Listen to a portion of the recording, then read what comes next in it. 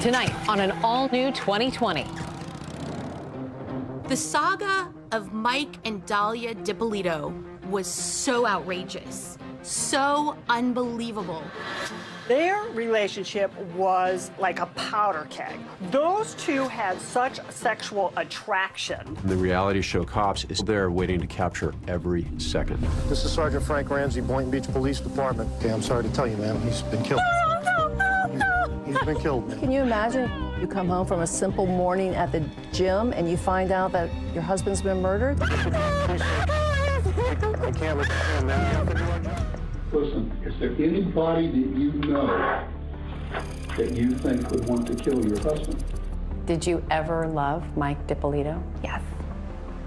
I married him because I loved him. Did you want your husband dead? No, absolutely not. I'm in intensive therapy now, just trying to cope with everything that's happened because it's hard. How do you explain then what we saw and what we heard on those videotapes? Sure you want to kill this dude? And that's when Dalia Dippolito says the phrase that goes around the world. I'm positive, like 5,000% sure, like. Okay. With evidence like that, what seems like evidence, how did she end up going to trial not once, not twice? I'm going to the gym, maybe I'll bring you Starbucks on the way home. In the middle of her workout, Dalia receives a phone call from the Boynton Beach Police. Sorry, I just missed your call. Please leave this message, and I'll return your call as soon as I can. This is Sergeant Frank Ramsey, Boynton Beach Police Department Detective Division. I need you to call me as soon as you can, ma'am. A few seconds after missing the call, she calls the number, and it's the Boynton Beach Police asking her to come home. Okay, can you come right back to your residence, please? Yeah, I'm leaving right now. Is it okay? Ma'am, I'll tell you everything you need to know when you get here. There were cameras everywhere, including from the hit TV show Cops. She goes rushing up, looking very confused. You see her in her black leggings, her tight spaghetti strap tank top. Listen, we had a report of a disturbance at your house, and there were shots fired. Once she arrived, that's when she was told that her husband was killed. Is your husband Michael? Okay, I'm sorry to tell you, ma'am, he's been killed. He's been killed, man. And that's when she falls into his arms, wailing. She is screaming, she's saying, no, no, no, no, no. No. Try to calm down. No. Listen, right now what we need to get you. From the perspective of neighbors, they see this nice young couple, and next thing they know, something horrible has happened there. And they're all wondering, who would want to kill Mike Dippolito? Is it random? Is it somebody that could have come into my house? My name is Jillian Jalali, and I have a podcast called Court Junkie. This case has it all as far as true crime is concerned. Mike and Dalia seemed to be a perfect match. It was truly a fairy tale. Dalia's father was Egyptian and her mother was Peruvian. She was born Dalia Muhammad. Dalia comes from a religious family, very close-knit family. And when she was 13 years old, her family moved to Boynton Beach, Florida, where she essentially grew up. Boynton Beach is located in Palm Beach County. Well, that's a pretty glitzy county in Florida. When people think of Palm Beach County, they often think of Mar-a-Lago, where President Trump lives. He has that resort there. Boynton Beach, 15 miles away, is a typical American suburb. It's sort of a middle class, more of a blue-collar community. Dalia lived in a gated community. She lived there with her mother. Some describe her as beautiful. She's certainly attractive, especially when she's got her hair and makeup done. I first met Dalia Dippolito back in 2015. Has your story been told yet, truthfully? No, it hasn't. How would you describe your personality? Really bubbly, very, very friendly, really social. What types of values were you raised with? What was important in your family? We were constantly doing family activities, family vacations, and a lot of family dinners, big Sunday dinners. What were your hopes for her? To grow up, be married, be happy, and have kids. Dalia grows up and she becomes supposedly a real estate agent. But the problem is that actually takes a lot of really hard work. and she's much more into the quick buck. I think she was a woman who early on decided there were certain things in life she wanted, and she was going to use her sexuality to get them. Money. She wants money. Some people might call Dahlia a gold digger, and if she could see maybe a fast buck in someone, she was gonna go for it. Enter Mike DiPolito.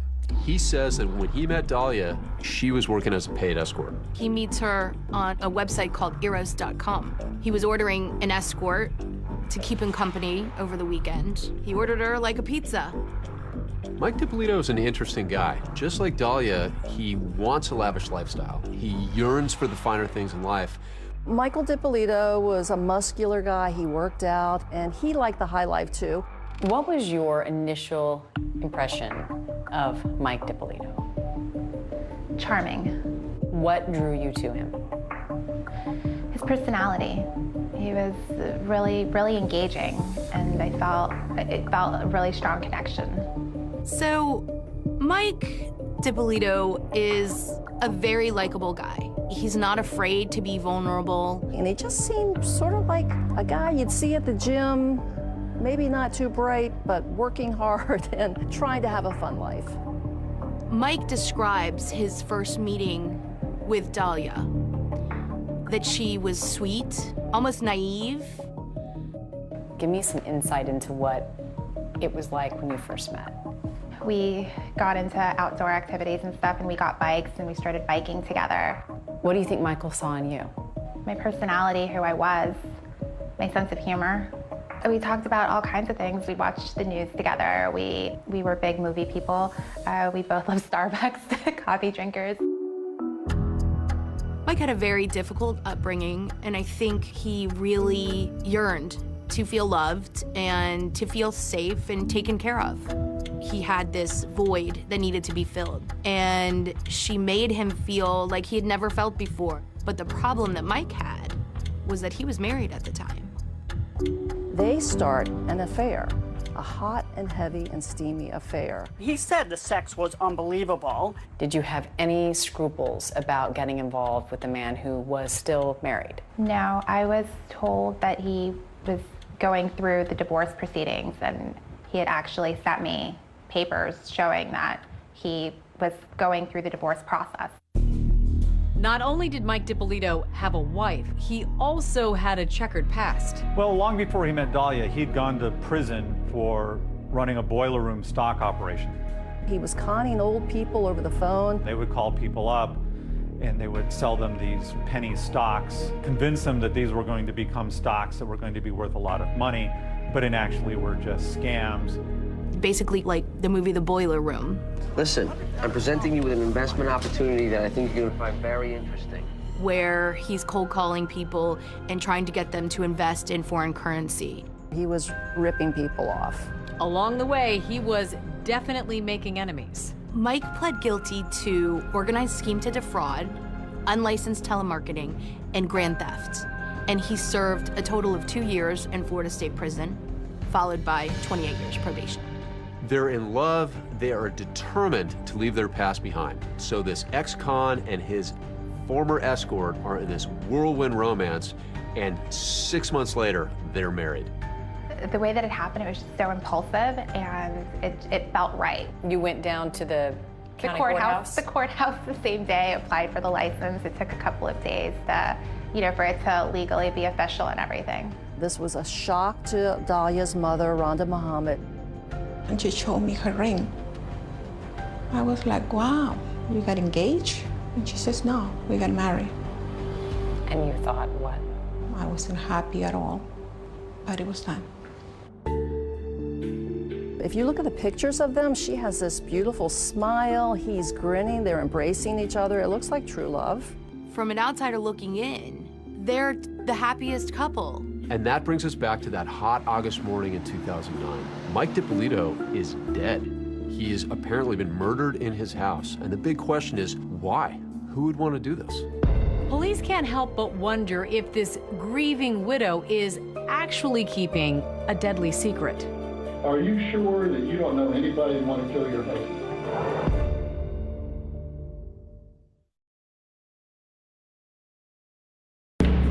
This is Sergeant Frank Ramsey. Ma'am, I need to talk to you. It's very urgent when you come home. It involves your husband. There's been an incident.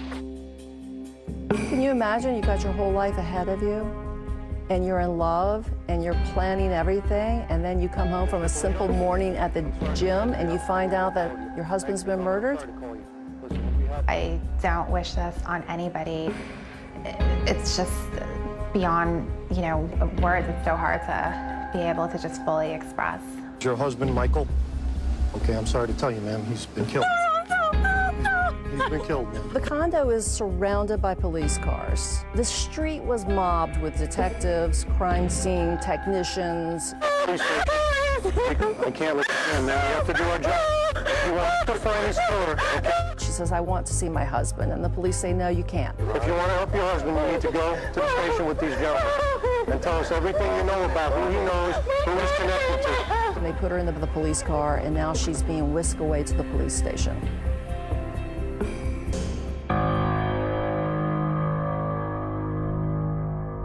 So they take her to the interrogation room. She's sitting in there. I'll explain to you what we're going to do, okay? They turn the camera on once Dahlia steps into the room to watch her demeanor and to see how she was behaving. I don't want to be videotaped. Well, you're being videotaped. That's all part of it. And still expressing grief and sorrow and disbelief. I love my husband. We don't want me to see him. No, you don't want to see him. The police are treating her like a grieving widow. They're doing their investigation into who would want to kill her husband. Listen, is there anybody that you know that you think would want to kill your husband? My husband's on probation. For what? He's for stock fraud. Stock fraud? And in fact, she tries to steer the investigation to the victims that Mike had previously scammed money from. Did he spend any time in prison? How much? 2 years in prison and 5 years on probation, going on to 6 years. Oh my God. And what was that for? It was for taking money. It was like, he explained it like boiler room kind of, where they would take money from people. And she tells them that he had been in prison before for fraud, that he was on probation, and that he still owed restitution, almost $200,000 to several victims. He's been trying to get off probation, and it's just been nothing but problems the whole time that he's been trying to get off. People weren't happy that he was getting off probation because it's a lot of money he's got to pay back. She tells them that Mike was just about to get off on probation early, and the people that he had scammed money from were very angry and upset about this. Well, when you say people, who are you talking about? People that were involved with him before, or? Just a little bit of everything. He's constantly running into a lot of the guys that he was on probation with. It was a lot of money. It was $191,000 that he had to pay back. He's got all these sketchy characters from his past. Yeah, they're the ones. I guess somehow when he went away, some guys didn't go away. They left the country. You mean went away, he went to prison? Right. Okay. They left the country. And so somehow he was dealing with some of those guys because they thought that he owed them, and I don't know. She gave very vague details about, maybe people that could have been angry with him. She didn't provide law enforcement with much information at all. That's why I'm asking. If you know any names, then we can run these guys down and see what they know. I don't know if the one guy that I'm telling you about, Pasquale, if he also went away or if he didn't. She starts to kind of give names and tell them that there are possibilities of people that maybe had wanted to see Mike dead. Is it Pasquale or Pasquale? Pasquale. Then Dahlia starts spilling some of Mike's other secrets, like his substance abuse issues. He's recovering alcoholic.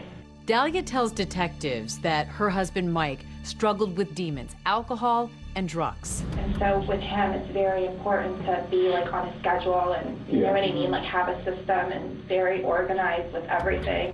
Get up every day, go to the gym, go to Starbucks. He would go to AA meetings. He felt was so important to keep regimented. He did that to make sure that he stayed sober. And in fact, Mike would have otherwise been at the gym with Dahlia, except he was recovering from liposuction surgery. We were supposed to go to the gym. Oh, both of you were supposed to go? He had like 2 lug handles removed from here. And so he was laid up. He couldn't exercise, he couldn't go to the gym. We haven't gone since his surgery, but every morning, 5 a.m., we're both at the gym. You're lucky. What? You're lucky you went to the gym. I don't know if you know he was shot. He was shot twice. And I want you to know all this. Do you know this? Not exactly. I mean, they told me he was shot. He was found in the bedroom. He was shot twice in the head. She brought up every negative detail of his life in those moments after she learned that he had been killed. Well, you know, he's very, he used to be a drug addict, and... What was his drug of choice? Crack. Crack? I'm going to be back. What I want to do is call right now. I'm going to go out and get in touch with the officers at the scene. I want to see if the house was burglarized. Okay. All right, just hang on for a second. Thank you. So when the police exit and Dahlia was still being videotaped, as they leave the room, she starts crying. A few moments later, the detective comes back in and he has one more question. There's no problems between you guys, no financial problems, with your family, you and him. No, there's nothing. In that police interview, Dahlia paints a rather rosy picture of their relationship. No problems, no drama. But what everyone would soon learn is there actually was trouble in paradise. Everything seems great. At least that's what Michael thought. What he didn't know is that Dahlia DiPolito had another man in her life.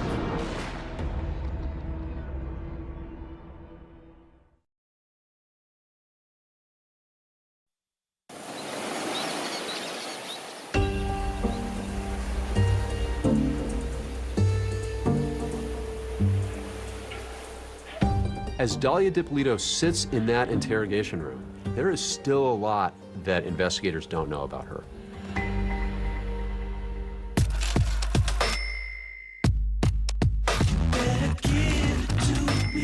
She uses men to give her money or to get into their lives so then she could then extract their money from them. She knew how to use her sex appeal, and she had a lot of it, to get her way. And that's what she did very successfully with men, including Mike DiPolito. She wanted Mike's house. She wanted all of his money. She decided, hey, I got to figure out a way to get his stuff.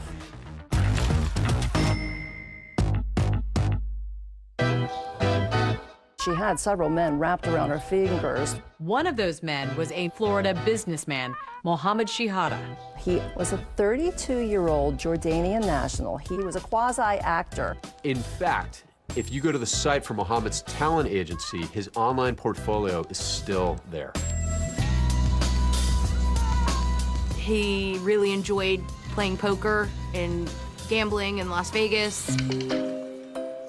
How did you know Mohammed?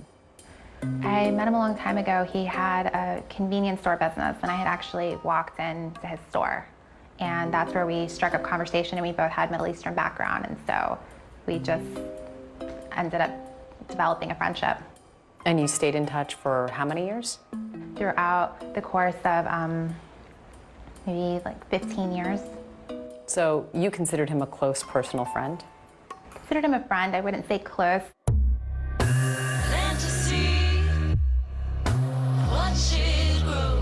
They began a flirtation, which was very heavily sexually charged. When she needed something, they would rekindle that old flame, so to speak.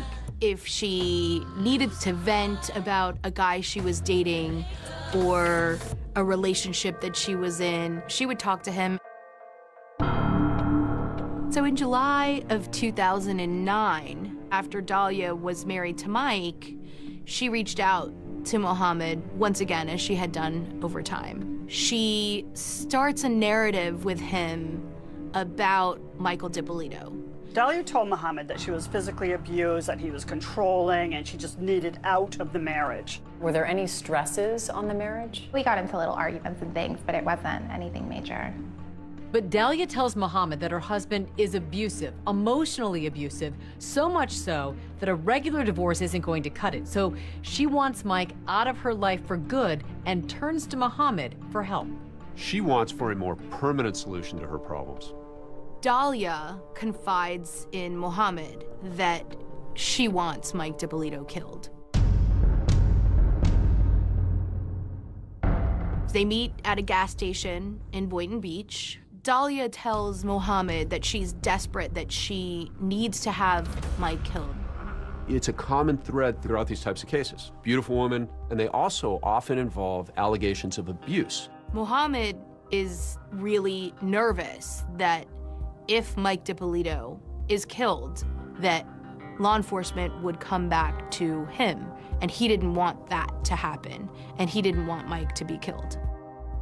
Mohammed Shahadi is actually the person that called police and said that Dalia DiPolito was planning to murder her husband. We had a gentleman come into the police department advising they had some information in reference to a young lady that wanted her husband killed. They captured this first conversation that they had with Mohammed on a tape recorder. Okay, tell us what happened. She asked if I knew someone who can kill her husband for her. I said, basically, no, I don't. She tells me, though, he's the nicest, sweetest nerd, but you can't stand him. So at first, we weren't sure what we had. Do you know where she lives? No. At the time, we didn't know what to believe. Her last name, I don't know. Here's a gentleman who walks in. According to him, he's had a sexual relationship with this young lady, but he wasn't sure exactly where she lived or her last name. Describe her. She's maybe 5'6", 5'7", dark black hair, green eyes. She's a good-looking girl, really good-looking girl, actually. The fact that somebody was going to get killed, it was bothering his conscience. Did she ask you to find someone for her? Yes. So after that first interview, law enforcement realizes that they're gonna need to talk to Mohammed again. What cops want Mohammed to do next is bold and risky. They want to set up a sting. They say, we want you to put a wire on, and we want you to get her to outline this plan to kill her husband. So Mohammed morphs into a confidential informant. We have the informant contact the suspect by phone and set up a meeting so we can ID her. The mobile gas station was one of those places where they've met before in the past, so we decided to make that the location. All right, you good to go? Yeah, I'm good to go. All right, good. So police outfit Mohammed's car with some cameras, and they put a wire on him. Hey, what's up? And a few seconds later, she begins talking about getting her husband killed. There's no small talk. Mohammed and Dalia launch right into a secretly recorded conversation detailing Dalia's murderous intentions. At first, it seems like her motive might be Mike's money. Honestly, you're worth seriously gonna kill him over that much money? It's not even over like it's not even about money. Dalia has no idea that every word coming out of her mouth is being caught on camera. Okay, well, all I'm trying to say is this guy's a professional. It's not all he does is get it done, that's it. Right. This is where he actually says he was going to introduce her to a hitman. I know him, you know, like, he's good at it. We realized that this guy was credible. But now, how am I supposed to know what day he's gonna do it? We were shocked how easily she talked about getting her husband killed. He might tell you, oh, it's like to get out of town or something for a day. I'm not going out of town. You even hear during the conversation her talk about no one would ever believe that she could be capable of murder. His mom is not going to get suspicious of you or anything like Why that. me? You know what? Knowing somebody, you know, nobody's gonna be able to point a finger at me. She ended up bringing $1,200 in cash. She believed that that money was going to be given to the hitman to buy a gun. Yeah, All right, I'll try. She also bought 2 pictures. I have a picture of him right now. You're sure everything else is okay? Yeah. You're sure? Yo, what more sure can you want? You're planning a murder. Come on, stop, yo. She's made a down payment on death. And now Dalia DiPolito is about to come face to face with the assassin. But little does she know, she is walking into a trap.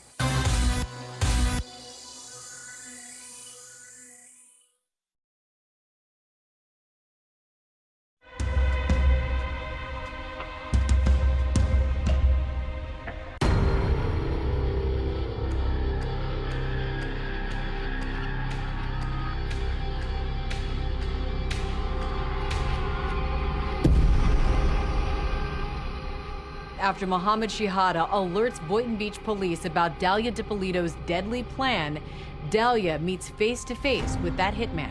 What she doesn't know is this hitman she's about to meet is actually Whitty Jean, Boynton Beach police officer who is working undercover on this case. They agreed on a location, which was a CVS parking lot in the city of Boynton Beach. Pretty much parked in this exact spot right here. We had 2 cameras in the car. The cameras were positioned in the back seat. You can't help being a bit nervous as you're doing this. Remember, there's 1,000 things that can go wrong. She parked and got into the car, and she said, hey. Dalia shows up to the meeting with Whitty, and she's wearing a cute little sundress. She's almost flirtatious with him in the car. We wanted to make sure that she caught my attention in my eyes. The way she was dressed, pretty much, I'm like, okay, she wants to show off her body. So, I have to give her a compliment. I told her, hey, you look good. Hey, you look good. She clearly thought she was talking to a hitman, and to her, this was something that had to be done. Well, that's up to you. We were shocked how easily she talked about getting her husband killed. She gave me definitely a sense of urgency. You cannot wait to make it happen. If you're going to make it happen, you have to make it happen this week. I'll give you a quick breakdown of what I've done so far. We talked about money, how much money she's going to pay me. At one point she said, well, I thought that I already gave you the $1,200. $1,200 went to buy my heat, my gun, okay? A couple hundred, for other people to do things. You know what I mean? When I had to explain to her, $1,200 is nothing. I had to buy a gun, I had to buy a phone, I had to buy this car. As she starts talking, what's going on in the minds of the police officers is, wow, this woman is real. This plot is real. As a matter of fact, I've already spent more money, just to get it here. Right. Trying to tell her, look, however, which way you want it done, I'll do it. So I just want to make sure that, this is what you want. Sure you want to kill this dude. When she's meeting with the hitman, he's telling her, look, there is no turning back. When I leave you today, you have no way to reach me. I explained to Dalia that after today, she wouldn't be able to find me to cancel this whole plan that we put together. When it's done, you have to have an option to change your mind. And that's when Dalia Dippolito says the phrase that goes around the world. I'm positive, 5,000% sure. Okay. No, there's no, I'm determined already. I'm positive, 5,000% sure. Her line is classic. I am 5,000% sure, right? So it's, she is so committed to this. 5,000% sure. I didn't think she was going to be that open. I'm 5,000% sure. When I say I'm going to do something, I'm going to do it. I'm a lot tougher than what I look. I know you're like, oh, what a cute little girl, whatever. But I'm not. She told me she may look like an innocent little girl, but she's a whole lot tougher than she looks. The most surprising thing about my meeting with Dalia was how adamant she was in making sure that this was done. All right, well, good morning, Cookie. By the time you get back from the gym, you're going to find a dead body in the house. All right?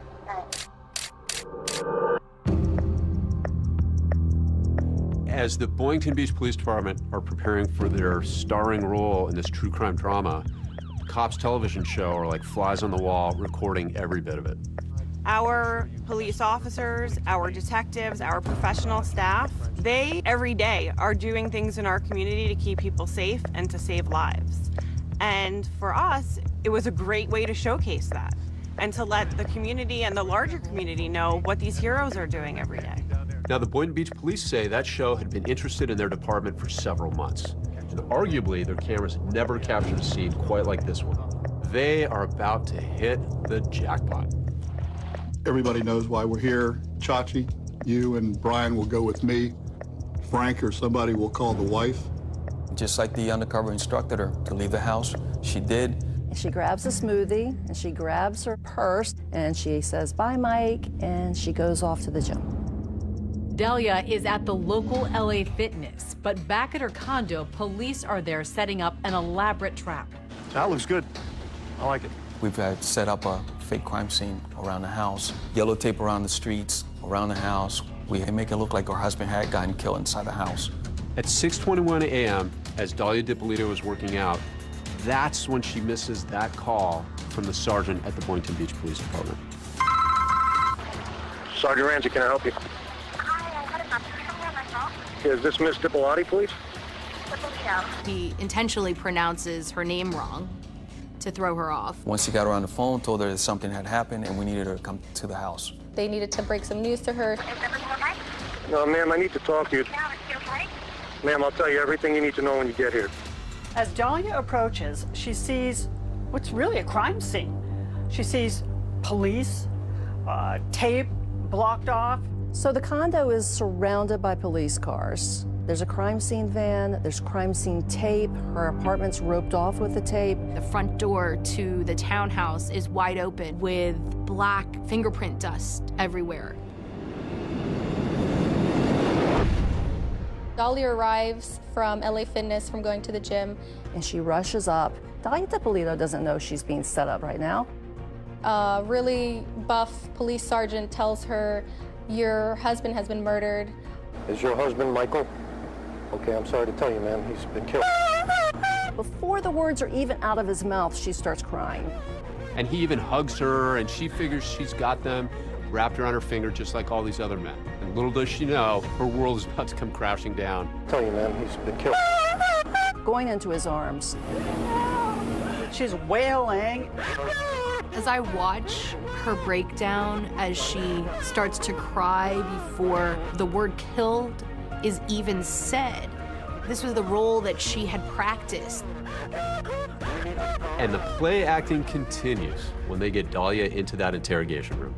Everyone was in character that morning, including the undercover police officer, Woody Jean, who suddenly appears in the interrogation room to make a cameo appearance of his own. You know who this guy is?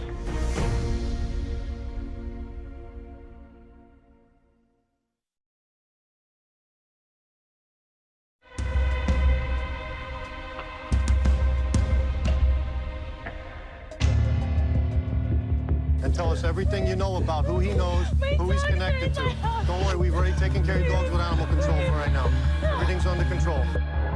Dalia's acting, and the police are acting. As she's brought to the police station, everyone involved is faking it. They think they have the goods to charge Dalia Dippolito, but the police still want to see if they can make her crack. They're going to give her every opportunity to own up to what they suspect she did.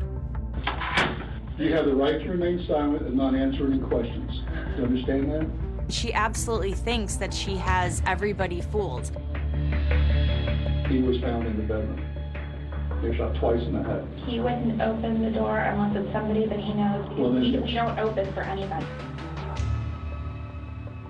She believes that she's going to be able to convince law enforcement that she truly loved Mike and that she had nothing to do with his murder.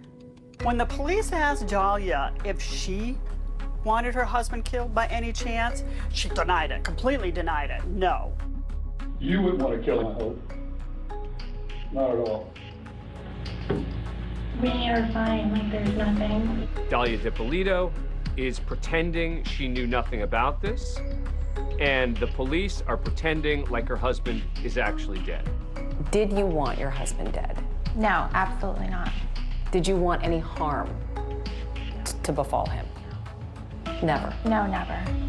Suddenly, the tide begins to turn, and the police get tough with Dalia. They've had enough with her charade and with her lies. Police are thinking that by ushering in that would-be hitman, the man that she paid to murder her husband, surely that will get her to come clean. Do you know her? Put your head up and look at her. Put your head up. I've never seen him. What were you doing coming out of her house? Get him out of here. Inside, I was kind of laughing because I knew that I spent a good 25 minutes talking to her, and hearing her saying that she's never met me was pretty shocking. She denies ever meeting him, and she doesn't know who he is. And then the detective all of a sudden goes from being the grandfatherly figure that he had been into more of a aggressive. You're going to jail today for solicitation of murder. You're under arrest. That's an undercover police officer.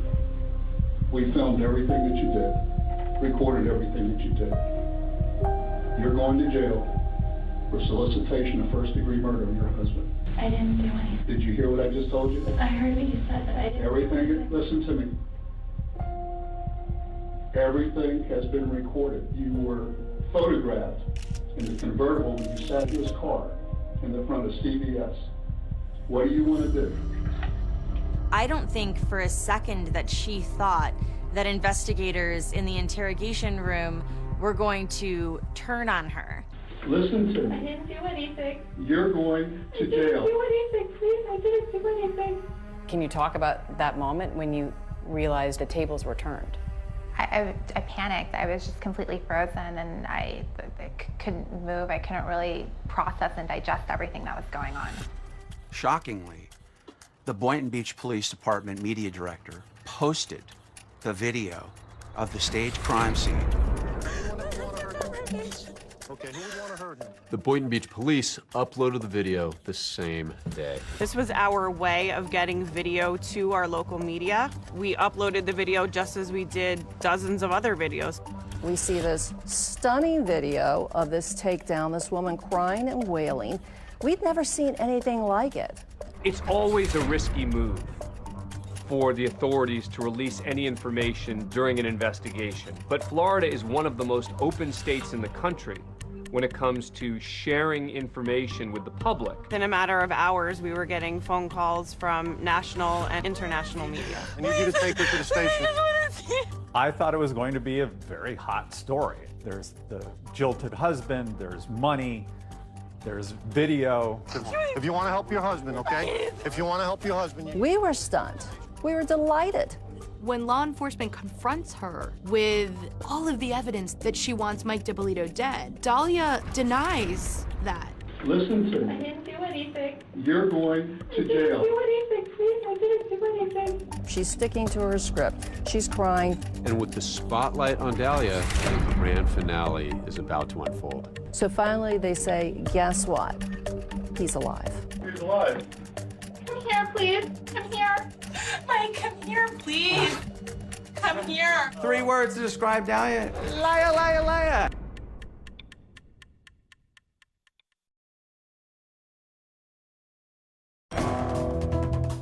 Give me 3 words to describe yourself.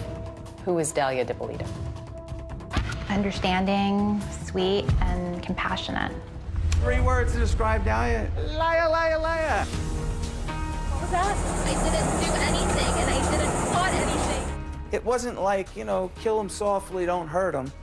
It was like, you know, just blow the guy's brains out and, you know, can I get a cheese sandwich with that? I'm positive, like 5,000% Charlie. I see somebody who's struggling. What? How is she struggling if she's 5,000% sure? The whole crime's caught on tape. I mean, what do you do with that? It was a show, it was a tape. That was the purpose of it. You were acting in those tapes. Yes. Liar, liar, liar. He comes up with a defense that rocks the community. This was all for a reality show. She knew she was being taped. She and Mike wanted to be stars. The thing about reality TV is that anybody can do it. Anybody can become famous. I don't know what reality show a 40-year-old man, 40-year-old convicted felon would be on. They wanted to post it on YouTube to try to get acting parts. That was the plan. It was so far out of left field that they might just believe it. Even now, 11 years after the story first broke, the twists keep coming in the Dahlia DiPolito story.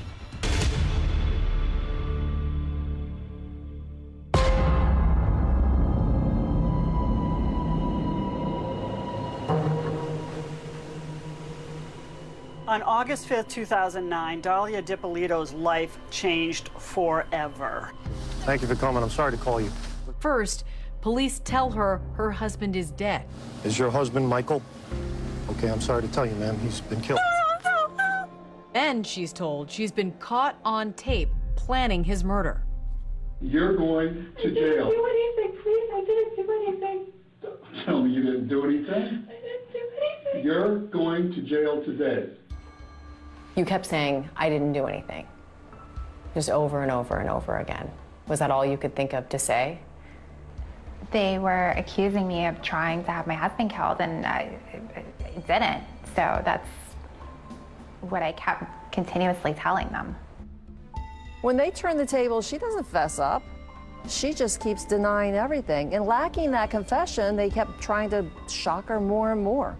And this is the part where what happens in that police department will go down in the history of detective work. This is a masterstroke. The ultimate shock, you could call it a resurrection of sorts. Police tell her that her dead husband isn't actually dead. Your husband is well and alive. Thank God. Oh, yeah, thank God. Can I see No, him, he doesn't please? want to see you. They bring Mike in. Look, your husband's alive. We've got you. Oh my God. He's alive. The show Cops is at the station capturing Mike's reaction. Come here, please. Come here. She keeps begging him to come inside the room, which he doesn't. Mike, come here. Come here, please. She sees her husband, and he's alive. What? You're alive? This is a dead man walking and talking. You never see this happen. Can't fix this. Why not? I didn't do anything I to heard him. you. Mike, come here, please. Come here. All of her skills as a femme fatale start rolling in. Mike, come here, baby, come to me. With cameras rolling inside and outside the interrogation room, it is reality TV on steroids. I don't know what's going on, please. For Mike DiPolito, it's a surreal love story that quickly turned into a nightmare. He never saw it coming. For Mike, this was a whirlwind romance. He was head over heels in love with Dahlia. I met Dahlia and we got along very well. There was never any friction. We never argued. How can I say? Our sex life was incredible. Meanwhile, the entire time she's plotting behind his back. There's this side to his wife he has no idea about. Mike DiPolito insists that the accusations made by Dahlia DiPolito that he is abusive are totally false. Still, Dahlia secretly wants out of the relationship. And authorities say if she can get out with a pile of Mike's money, that's even better. Mike DiPolito still owed $191,000 restitution, and he was on probation for decades. If he could make that restitution, he could make an argument to get off probation. But he says Dahlia told him she could help him with that. Dahlia said, if you can come up with $100,000, I will take $91,000 of my own. I'll put it with your money and we'll send it to the lawyer together. It was her responsibility to wire the money to Mike's lawyer. She says she's helping him. He thinks that she is. But in reality, she's doing anything but helping him. Soon, Mike notices odd things are starting to happen. Before I met her, I don't think I had a run-in with the police since I've been home from prison. I meet her, I'm running into the cops more than I ran into the cops probably ever in my life. Mike will soon find out that someone is trying to frame him for crimes he didn't commit. On 2 occasions, drugs were planted in his vehicle.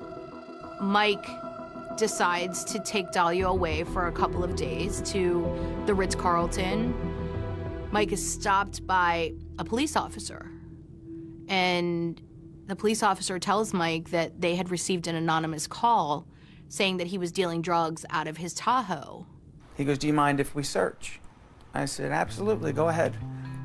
He searched the truck, didn't find anything. It was very odd. And then the next day, I go to get gas in the truck, and I find a bag of pills. It looked like cocaine in there, and that's when that hit me. I said, wait a minute.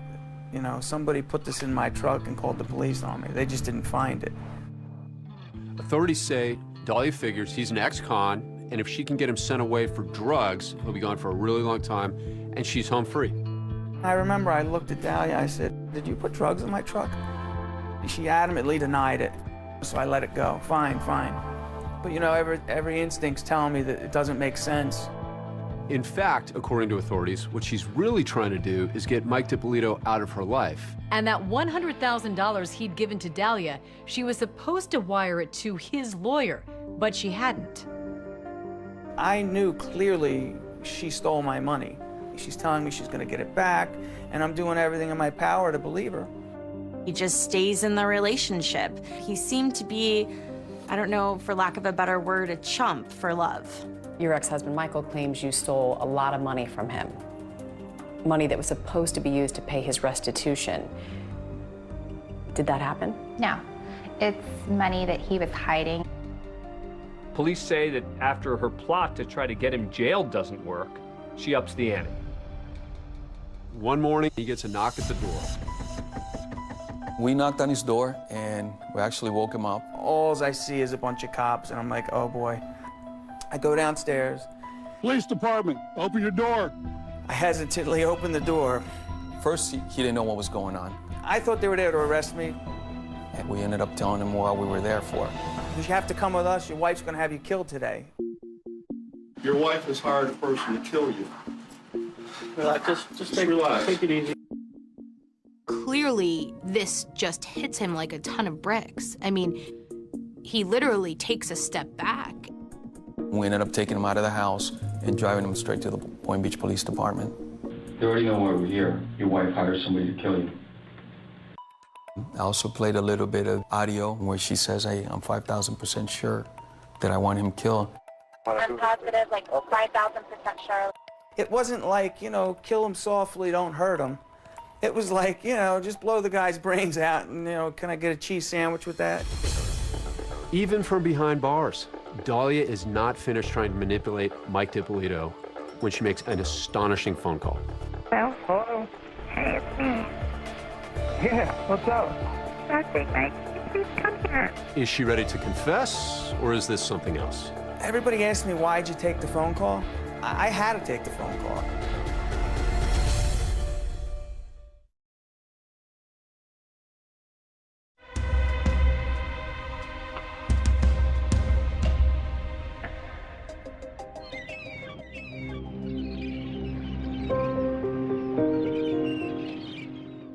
As Dahlia DiPolito is being led out of the Boynton Beach Police Department and over to the Palm Beach County Jail, she has an audience. The press, having seen the video released by police, is there to greet her. Already, the media is out there with their cameras capturing it. I didn't do anything, and I didn't plot anything. You were headed to jail. What was that first night like? It was a complete nightmare. I wasn't even officially in jail as the tapes were getting released, and they were already all over the news. They were everywhere. Till death do them part. And it's all caught on video. In the hours since the police released the tape to YouTube, the name Dahlia DiPolito is making the rounds and is making a big giant splash on cable TV. Bombshell tonight. A newlywed in Boynton Beach, Florida. Work it, cry. Problem, Ruh-roh, the hitman, is a cop. I could just watch the video over and over. It just is one of those clips that never gets old. The crying, the screaming, the bending over. Meryl Streep, wherever you are tonight, don't worry, you're safe. You became a headline around the world. Everyone knew your name. It was awful. While in jail, Dahlia makes a few tearful phone calls, first to her mother. Hello? Mom, I'm in jail. I didn't do anything. I didn't do anything. You did. I know you didn't. I know you didn't. Okay. How many times did I told you to leave that guy? How many times did I tell you? But her next phone call is unfathomable. From the jail, she calls Mike, the man police say she has just tried to have killed, and offers him no apologies. Well, hello. Hey, it's me. Yeah, what's up? Nothing, Mike. Can you please come here? Everybody asked me, why'd you take the phone call? I had to take the phone call. I had to hear what she was going to say. I couldn't help myself to not take that phone call. Mike, please, I need an attorney. Can you please help me? You said you wanted to have me killed. I heard that. It's not true. That is not true. Not true. How can you believe that? I heard your voice. Frankly, it's unbelievable that Dahlia called her husband, the victim in this case, the target of her actions, the person she wanted dead, to ask him to help her. It is just unbelievable to listen to. The fact that she thought that she could demand that Mike help her is just on another level. And he's even trying to give her advice as to what to do while she's in jail. You're going to be ran around in there for a little while, a couple days. You need to just try and just go with it. And keep to yourself and don't say a lot. I know she's never been in there before. I mean, it's not a nice place. I tried to tell her, stop acting, you know, the way you're acting, or you're going to have a rough time in there. Like, I love you. Everybody treated me awful good. Things get spelled out for Mike that he was a very lucky man. Prosecutors say that Mike actually survived an earlier attempt on his life. When Mohammed Shihada was giving a statement to police, he told them that Dahlia had poisoned Mike's Starbucks iced tea with antifreeze. So law enforcement, they just ask him, was there ever an incident with iced tea? And Mike then realized that he was a lot closer to his demise than he ever realized. She went out and came back with some Starbucks iced teas. And I take a sip and I spit it out so fast. It was terrible and I didn't think anything of it. I only took one sip. I was sick for about 2 weeks. Dahlia's attorney said she never poisoned Mike. Mike doesn't end up helping her find an attorney, but the attorney she does find ends up presenting one bizarre, wacky, intriguing defense. It was a stunt. It was a hoax, a ruse, a plan that Mike DiPolito hoped to capture the attention of someone in reality TV. You were acting in those tapes? Yes. It didn't make an iota of sense to me. It was so far out of left field that they might just believe it.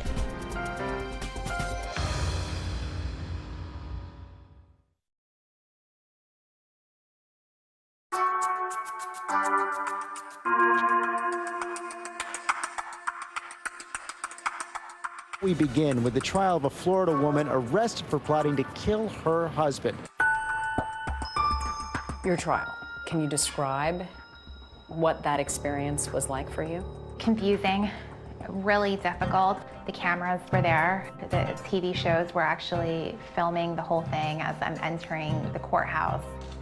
Dahlia DiPolito entered the courthouse in a buttoned-up white sweater to meet the men and women who will likely decide her fate. I have never had a case as a prosecutor that was so strong. I'm a lot tougher than what I look. I know you see me, you're like, oh, what a cute little girl, whatever. You know, but I'm not. You will see how determined she was to have Mike DiPolito, her husband, killed. In opening statements, the prosecutor, Elizabeth Parker, wants to make sure these jurors don't believe that Dahlia is this little innocent figure and that she is a much darker, more evil person. He asked her, "Are you sure you want to kill him?" Without hesitation, as if she had ice running through her veins, she says, "There's no changing. I'm determined already." My biggest concern, the evidence seemed to be overwhelming. But you have Mike, who's got a shady past. I knew the defense would make him out to be a con man. Please tell us your name. Michael DiPolito. What's awesome about this case is that the jury actually gets to hear from the victim. In a plot to kill somebody, the victim is almost always dead. I don't know how to explain it. I just don't know how to explain it. He was a likable character. I knew that I just needed to get him on the stand for long enough to have the jury like him too. What did you think of your marriage? I thought it was great. I was having fun with my wife. It's getting off probation, I thought. Did the defendant seem happy? Yes. He completely owns up to his past. I'm a convicted felon. I go to probation every month and report. I hold my head up as high as I can. On cross-examination, when Dahlia DiPolito's lawyer keeps asking him and keeps repeating the word probation, Mike DiPolito bites back and makes the entire courtroom laugh. You're like a parrot. A parrot? Yeah. What does that mean? I've been called a lot of things. What's a parrot? Did you do that on probation? Were you on probation? Did you do that on probation? Were you on probation? You know what I'm talking about. I'm just having fun with you. Come on, I'm with you. You having fun Yeah. with me? Let me ask you something. Is this fun, Mr. DiPolito? This sucks. Okay. It's ridiculous. We're not here because of me. I might as well, you might as well put me up next. I mean, what are we doing here? But another Mike is about to make an entrance into the trial. Mike Stanley, an ex-boyfriend of Dahlia's, And you're gonna meet Michael Stanley. who prosecutors say discussed with Dahlia planting the drugs in Mike DiPolito's truck. So, the prosecution introduced tons of text messages between Dahlia and Mike Stanley. They were talking about everything they wanted to do once DiPolito was out the way. So their X-rated conversation is read on the stand by Boynton Beach detective Alex Marino. Do you want my hot, tight body all over you? You can just see how uncomfortable this police officer is as he's reading these steamy text messages. Love you so much. I'm so horny for you. Some of the stuff was kind of cheesy. I mean, I had to read it up on the stand. It was not my best moment. Baby, I love you, and I only want to you. She's telling Mike Stanley, once this guy's gone, you and I can have the life we've imagined. I will have Michael's money, we'll have this condo, everything will be good. Greed was the very basic core of why Dahlia did this. Parker says when Dahlia's plan to put her husband back in prison failed, that's when she took things a step further. Yeah, but killing somebody, come on. Nobody's gonna be able to point a finger at me. Determined already. I'm positive, like 5,000% Charlotte. After the prosecution rests, now it's the defense's turn, and they are going to use that infamous video for their own purposes. That's where this novel defense theory came into play, a defense theory that was actually a little hard to believe. The plot for the contract killing of Mike DiPolito was never real. He comes up with a defense that rocks the community, which is, this was all for a reality show. She knew she was being taped. She and Mike wanted to be stars. So they came up with this idea, and it was all a hoax. It was Mike DiPolito's idea, and Mike DiPolito was in on it, and she's not guilty. It was a stunt. It was a hoax, a ruse, a plan that Mike DiPolito hoped to capture the attention of someone in reality TV. Dahlia's lawyers claim that Mike and Dahlia DiPolito wanted to be famous. They wanted to be like the stars of Cheaters or Jersey Shore. Selnick presents a computer forensic expert who found that Dahlia had searched reality shows on her computer. The website name is, it says, welcome to realitytvcastingcall.com. It fits with his obsession about his appearance, his vanity, and others might be interested in his reality. I was shocked. I mean, where was the evidence that this was a reality show plot? Dahlia, listen to me for a second, okay? I didn't do anything. I didn't do anything. At no time does she ever stand up and say, well, hold on a minute. This was all, Michael, Muhammad, wait a minute. This is all a setup. We were all acting, right? Wouldn't be that the first thing out of your mouth if you're about to be arrested. And not only that, Mike DiPolito strenuously denied that it had anything to do with reality TV tryouts. Did you ever have aspirations to be on a reality show? No. Did you ever act out any scenarios with a defendant for a reality show? No. This is the dumbest thing I've ever heard. I couldn't even believe they made something like that up. I don't know what reality show a 40-year-old convicted felon could be on. This defense received a fair amount of eyebrow raising. She didn't want to kill her husband. She just wanted to be on a reality show. A pretty shocking twist in the case of the Florida wife caught on tape taking a contract out on her husband. Well, we got to bring in our legal analyst, Dan Abrams, on this one. And Dan, all of us just shook our heads when we heard this. I've seen a lot of wild and crazy defenses in my day, and this is certainly one of the wildest and one of the craziest. The reaction to this defense was, are you kidding me? This is an almost impossible defense to win. And so I think in order for it to succeed, Dahlia DiPolito would have to take the witness stand. Judge, the defense is going to rest. But Dahlia does not end up testifying. It was a daily, yes, you're going to testify. No, you're not going to testify. And Did you want to testify? Yes, I did. She's like poison candy. Attractive on the outside, but deadly on the inside. I was confident in the case that I had presented. I was truly concerned that it was such a bizarre defense. I've been advised that the jury has reached a verdict. Except this was nowhere near the end of this story.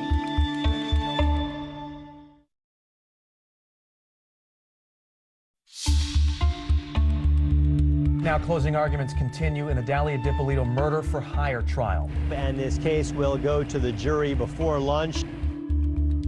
It was a typically hot day in Florida, but that is not why Dalia Dippolito was sweating. She was facing up to 30 years behind bars. Waiting for the verdict. What was that like? It's nerve-wracking. It's just really stressful, really tense. I've been advised that the jury has reached a verdict. The jury took just 3 hours to come to a decision. We find the defendant guilty of solicitation to commit first-degree murder. I was numb. It wasn't at all what I was expecting to hear. I never had the impression or the understanding from my attorney that losing was a possibility. Everything was always, you know what, we got this. Wow. We have really good poker faces, Yes. apparently. We all just said, well, she's guilty. Yeah. It was just kind of unanimous. And the defense didn't present anything that really represented this was for a reality TV show. And she said, I am 5,000% sure. And that did it for me. There is absolutely no moral justification for your conduct. It was pure evil. I'm sentencing you to 20 years in the Department of Corrections. I looked at her in that courtroom and I just said to myself, man, this is sad. I wish we were never here, and as far as the sentence, I'm 5,000% happy with it. That seemed to be it. Case closed, except this was nowhere near the end of this story. Everybody thinks, bye-bye, Dalia, that's it. But it turns out she got an appeal. In the last hours, the Black Widow, Dalia Dippolito, set to walk free. The appeals court tosses out the conviction. Dalia's lawyers argue there was a problem during jury selection. And then, 3 years later, a court agrees. And so Dalia Dippolito is getting a new trial. Were you surprised? The first piece of good news throughout the whole process. So now we move on to Dalia round 2. That's right, she's coming back a second time. And this time, there's a new cast of players. For this second trial, Dalia hires 2 high-profile lawyers she's seen on TV, Mark Eiglarsh and Brian Claypool. Defense attorney Brian Claypool, nice to see you both. I am 5,000% sure Dalia Dippolito is innocent. Dalia's new lawyers allow her to speak publicly for the first time, and that's when I had the opportunity to exclusively interview her. Your every move is monitored. Clearly, the strategy was for Dalia to try and undergo a bit of an image rehabilitation. When people hear the name Dalia Dippolito, what do you think comes to mind? Everything negative. Give me 3 words to describe yourself. Who is Dalia Dippolito? Understanding, sweet, and compassionate. Because it was a pre-trial interview, Dalia's lawyers wouldn't let her discuss certain parts of the case, particularly those videotapes. Already, I'm positive, like 5,000% sure. Like. Did you hire a hitman to kill your husband? No. How do you explain then what we saw and what we heard on those videotapes? I'd like to be able to explain that to you right now, but I can't because the attorneys legally have told me that we're saving that for our day in court. In our interview, Dalia's lawyer, Brian Claypool, reiterated that reality TV defense that we saw in her first trial. Dalia, her ex Mike, and this gentleman Mohammed were all part of this collaboration to put together a YouTube video of a scene where they're hiring somebody to kill somebody. They wanted to submit that, post it on YouTube to try to get acting parts. that was the plan. It got out of control. I'm positive, like 5,000% sure. 5,000% sure, not 100% sure, not 1,000% sure, but 5,000% sure. How do you explain that? I look at that video and I see somebody who's struggling with whether she's really sure. She's struggling? What? Why? Well, how is she struggling if she's 5,000% sure? Well, you might find that humorous, but when I hear people say they're sure, I'm 110% sure. She's trying to overcompensate. As for Mohammed, he denies working with Mike and Dahlia to make a video to try and get acting jobs. Mike DiPolito says he's never even met Mohammed. What do you say to people who say you're just denying the undeniable, that this is an open and shut case? That now with the attorneys that I have, so much is coming to light to where it would just be insane to not believe me. The tape was, it was a show, it was a tape. That was the purpose of it. You were acting in those tapes? Yes. But you're telling the truth now? Yes. Why should we believe you? Because it's what happened. It's the truth. Dahlia DiPolito escorted into court by her attorneys for her second trial. Dahlia's second trial is going to shock a lot of people in a number of ways. Claypool dropped this bomb. He just throws off like it's nothing. And by the way, if you send her to prison, you're going to be separating her from her infant son. What infant son?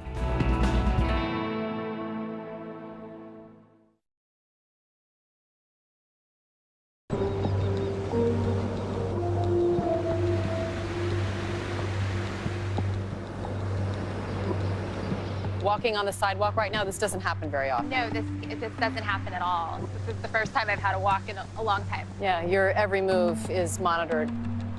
I took a rare walk with Dahlia DiPolito outside her lawyer's office while she was on house arrest, awaiting her second trial. She was living at her mother's house, tethered to an ankle bracelet. This is what it looks like, and it doesn't come off at all.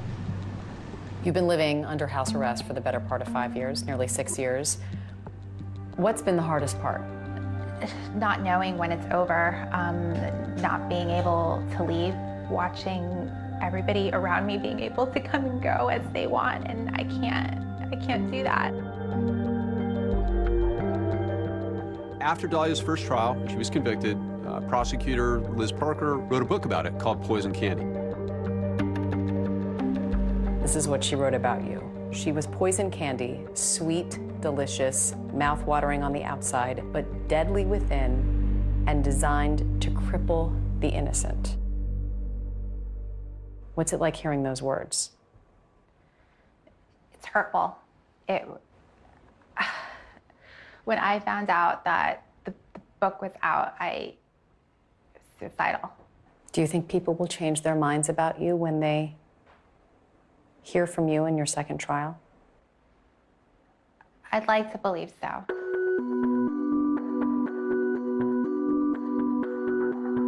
It's at a pretrial hearing, part of an attempt by her lawyers to get the case dismissed, where Dahlia finally has her chance to tell her side of the story under oath. Raise your right hand. Do you swear to tell the truth, the whole truth, and nothing but the truth? You take the witness stand on my right. It's not unusual at all for a defendant to take the stand in a pretrial hearing as long as it's not in front of a jury. Good afternoon, Ms. DiPolito. She actually takes the stand, and she gets up and describes that I was acting, she says. I was acting. We worked together on an acting project. We were all going to work on an actor's presentation to put up on social media. That did not go well for Dahlia. Under cross-examination, the prosecutor, he just tore her story apart. He was, okay, first of all, where's the script? Where are the notes? Wouldn't you have production notes? Where was your script this day? What do you mean, where was it? Where was it? It wasn't there. We looked at the script and we didn't take it with us. Prosecution punches holes in this reality TV defense. One of the questions was, if this is all about reality TV, how come you can't clearly see your face, you know, with the cameras in the back of the car? How come you can't see any of it? I wasn't the one taking it. I don't know. She had so many holes in her story, it made no sense. her true self shine through. She was so not convincing at that pretrial hearing under oath that the court ruled against her. She loses the hearing, and so the motion to dismiss the case fails. 9 months later, it's Dahlia's second trial. The high-profile retrial getting underway today in West Palm Beach. Dahlia Dippolito getting a second chance at freedom after her first conviction was overturned. Trial 2 was handled quite a bit differently by the prosecution. They were going to stick to those videos, and that was it. They didn't even call Michael Dippolito to testify. Because the rest of the evidence was so powerful, my prosecutors felt that they would just go with the slimmed-down version of the case. Her words on those videos prove the crime charged.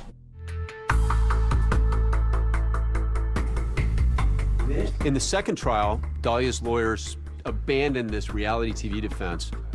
The defense focused on the misconduct, they said, of the Boynton Beach Police Department. They were trying to flip the script and put all the blame on the police. So far, no mention of that reality show acting defense that she had talked about previously. Gone is this reality TV nonsense.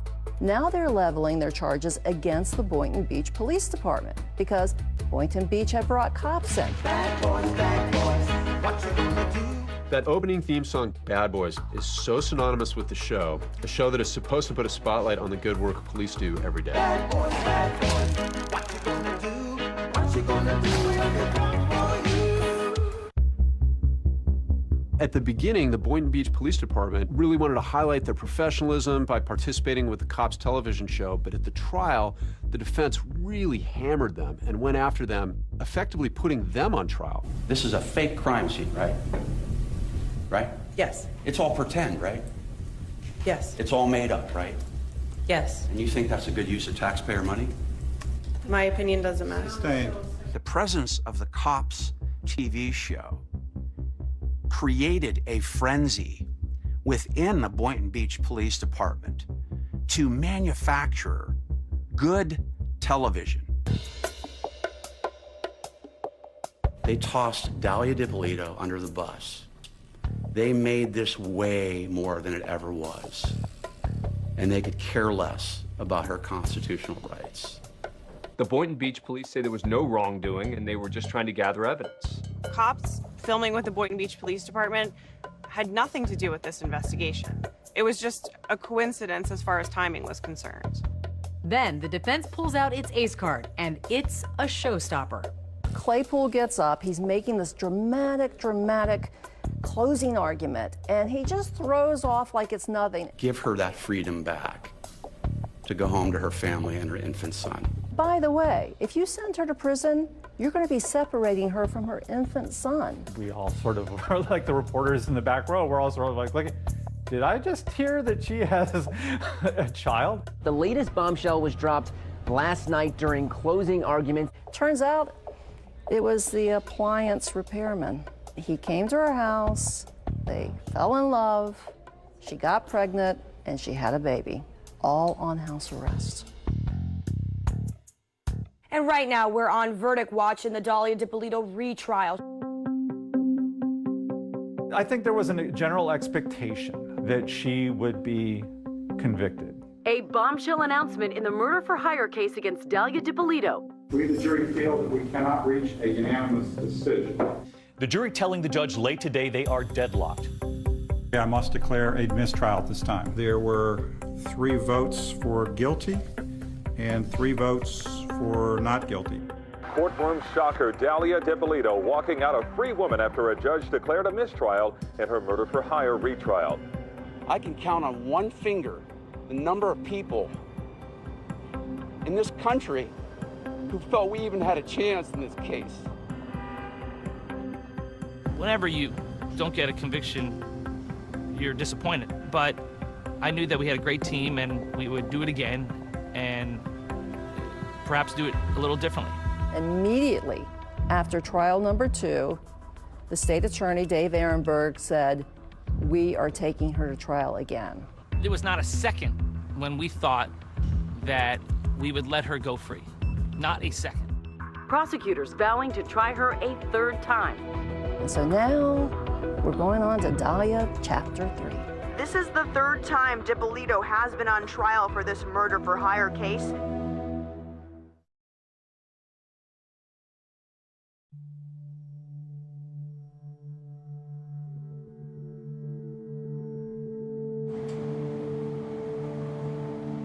Heading into the third trial, prosecutors are certainly hoping that they can finally close the book on this case.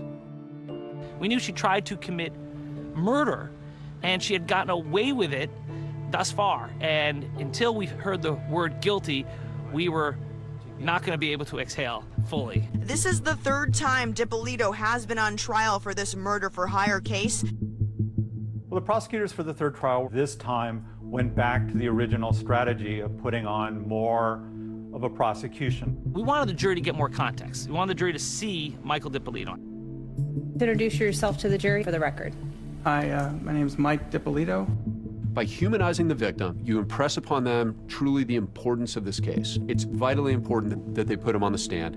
Did her arrest for solicitation to commit first-degree murder shock you? Yes. Would it work? Well, in this third trial, it didn't take long for the jury to make its decision.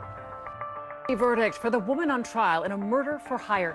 Well, some say 3 times a charm, but not for Dahlia DiPolito. She was found guilty in 90 minutes. I mean, we were all a bit stunned. There was apparently no doubt in the jurors' minds. 16 years behind bars. That is the sentence for Dahlia DiPolito. Dahlia DiPolito expressionless inside a Palm Beach County courtroom today, moments after learning her fate. Dahlia's current release date is 2032. If she serves the entirety of that sentence, she'd be 49 years old when released. Dahlia, in jail, heads up a Bible study group. She misses her child dearly. Her mom has stepped up immensely to help take care of her little boy. He's a preschooler, and he comes to visit his mom in jail at least once a month. And Dahlia has described him as being very playful, you know, very happy, very outgoing. She is still determined to get a new trial and to get vindicated. Dahlia's attorneys have tried to get the verdict thrown out again. Her case, she tried to get her case all the way up to the U.S. Supreme Court. Earlier this year, the U.S. Supreme Court declined to hear Dahlia's appeal. The Dahlia DiPolito saga is finally over. The reality show is done. The last chapter has been written. We're still fighting, and we're going to file a federal brief to attempt to get a new trial for Dahlia. After she left the prosecutor's office, Elizabeth Parker became Mike DiPolito's attorney and even helped get him off probation. He paid all of the restitution that was owed to the victims. Mike got engaged and seems to be moving forward with his life. How much do you love this guy? I love him a lot. It's nice. Sometimes it's hard to accept something this good's happening to you. He's very lucky to be alive. It's not been an easy journey for him. He truly thought Dahlia was the love of his life. Did you ever love Mike DiPolito? Yes. I married him because I loved him. I was in a relationship with him because I loved him. And now? Now, I wish I never would have met him. Oh, I feel the same way. I wish I would have made a left, not a right. Trust me. A mother of 4 gone missing, then found murdered. It's the Karen Swift story, the woman last seen alive at a Halloween party, and was a second woman also in danger. An all-new 2020 starts right now.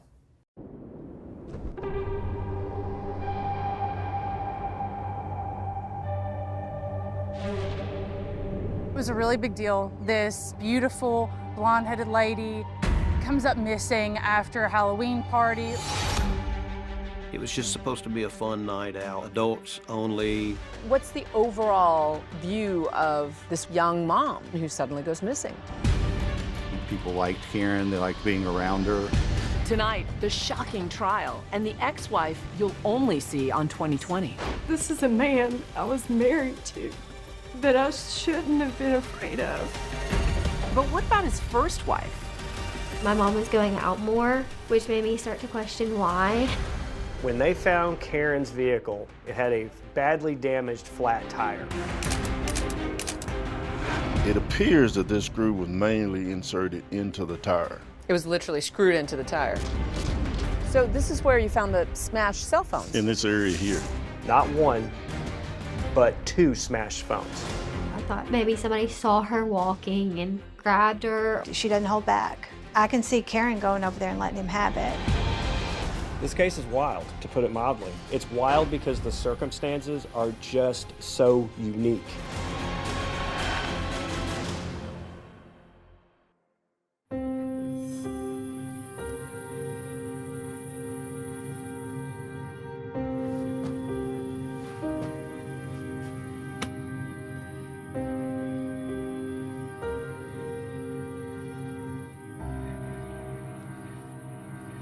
Karen Swift's Halloween costume was a very sexy black costume. Black skirt, black tights, black shoes, and she had a black, kind of a Mardi Gras type mask that she was wearing. I think she was supposed to be a cat. She had a skirt on. It was very form-fitting. So it was va-va-voom. It was. What began as an innocent night of Halloween partying was just the beginning of a tragic story that would engulf not only Karen Swift, but her whole family and almost everyone in this close-knit community. There was going to be a costume party on October 29th of 2011. It was held at a place that here in Dyersburg that's called The Farms. It's a country club that's attached to the golf course. Dyersburg, Tennessee is just a small hamlet in western Tennessee. It's not far from the Mississippi River. Dyersburg is a small, very closely knit town. Everybody pretty much knows everybody. I think the majority of the population still has that old Southern hospitality, kind of greet everybody, wave. If you know somebody when you're driving down the road, you wave to them. There's only 38,000 people here. Most people have grown up here, lived here their whole lives. And I think that you take the word of mouth and you add the social media aspect to it now, and everyone is almost always in everyone else's business. 44-year-old Karen Swift marries husband David in 1989. Originally from Arkansas, they moved to Dyersburg, Tennessee with their family about 2 decades later in 2008. When I first moved to Tennessee, I really liked it. I enjoyed it. It was very peaceful, and getting to know all my new friends and, meet new people was fun. They didn't know anyone in Dyer County, and they made the move here, apparently for the schools. There are some good schools in this area. Together, David and Karen Swift had 4 kids, 2 boys and 2 younger girls, including their daughter Ashley. Growing up, my mom was very involved. She loved taking us to sports, dance, cheer. She just had that very caring and nurturing personality. She was just a wonderful mother. She would do anything for her children. They were number one in her life. They came before anything else.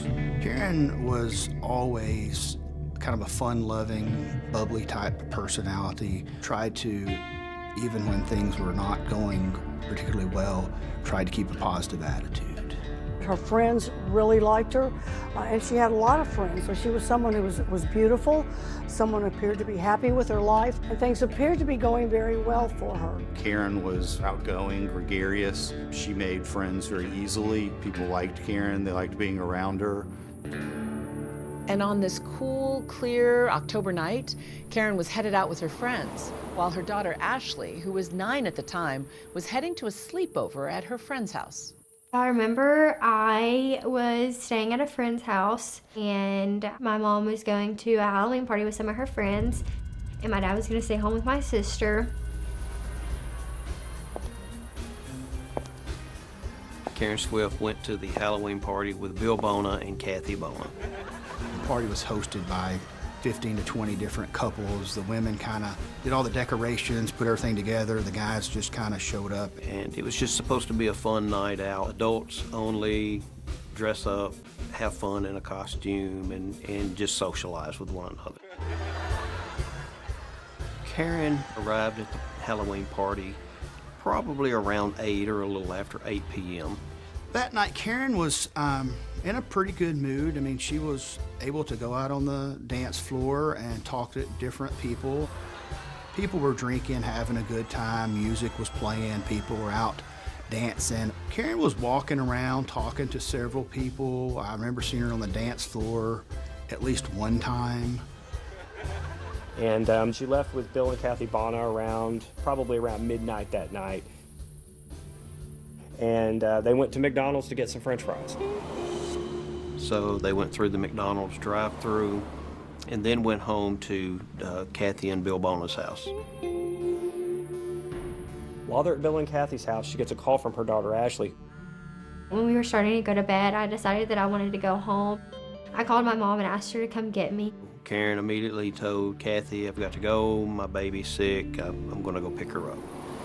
So she did. She left, she went and picked up her daughter at a friend's house and then went home. By now, of course, it's around 1:30 in the morning, the next day, October 30th. On her way home, Karen texts her husband, David, to let him know she's heading back to their house. When she told him about going to pick up Ashley, he sent her a text response about the garage door is closed, come in the side door. And then they arrived back at the Swift home around 2 a.m. that morning. Karen goes to sleep downstairs while her husband David is sleeping in a different bedroom upstairs. David did not get up until the next morning around 10 or 10:30 when the girls woke him up. It's now that the Swift family's entire world turns upside down. The next morning, Karen was not at home. The girls were the first ones, according to David, to tell him that their mother was missing. Remember, Karen and Ashley had returned home around 2 in the morning and went to sleep. But now it seems that sometime after that, Karen had somehow disappeared. Between the time of probably 10 and 11 o'clock, Kathy Bono, her friend, had been trying to call her. David Swift, her husband, had been trying to call her. And so now people are starting to get seriously worried that something's happened to her. After Bill and Kathy Bono didn't get a response from her, they kind of said, well, something's not right. So they called David and asked him, where is Karen? And then they called the sheriff's office and said that she was missing.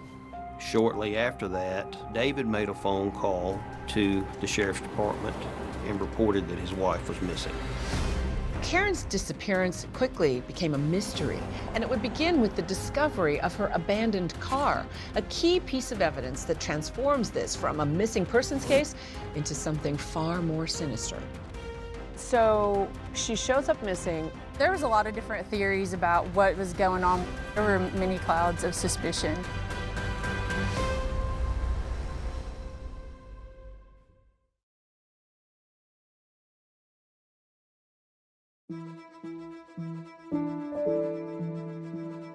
It was a really big deal.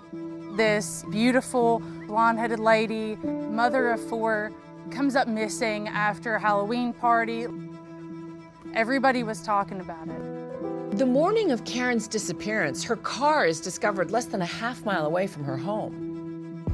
At the corner of Millsfield Highway and Harness in Dyer County is where the broken-down SUV of 44-year-old Karen Swift was found.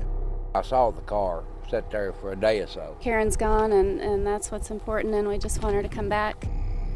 You could walk to it. It wasn't that far away on the highway, and it was there with a flat tire. So that's a clue. Her car's there. Karen's vehicle was on the side of the road on Millsfield Highway right next to Harness Road. That's the road that Karen had lived on. Karen was not there. It was in a normal state. It was parked on the side of the road. It had a flat tire to the right side. And the investigation revealed that it was a screw in the tire. Why would her car be up there? If she had come home, there was no one who said Karen walked home from up on the highway.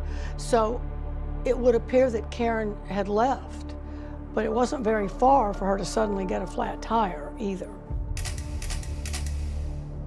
Investigators believe that the tire had been manually deflated and that the screw had been intentionally inserted into the tire. Which begs the question, did somebody put it there on purpose to leave Karen stranded? When we observed the car, we noticed a screw in the tire.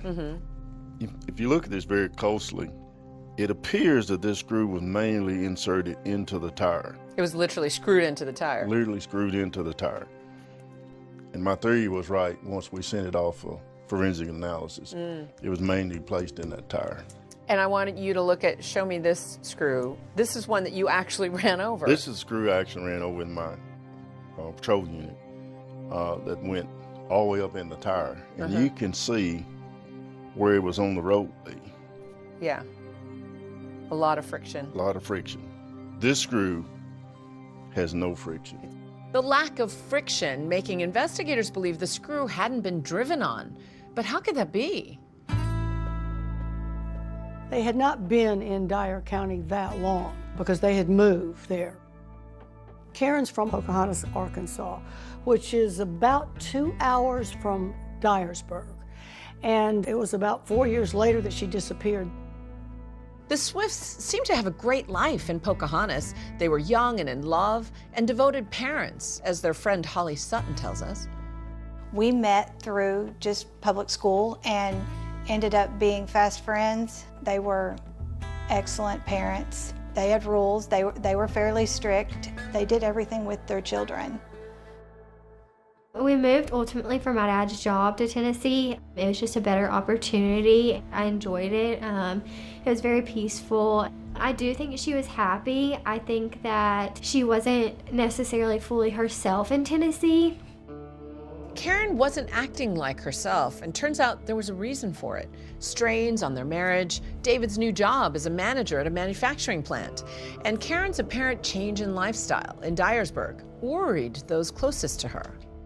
She had just mentioned to me that it was very different. She just said that, she says, I don't know that you would like it here. But she did say that she was meeting people and getting out. I was used to her tucking me into bed every night or being home every night, getting up with her and going to the gym, and that kind of slowly stopped the longer that we lived in Tennessee. That was not their lifestyle in Pocahontas. They didn't even social drink. We didn't need that. It was hard to hear because that was not them.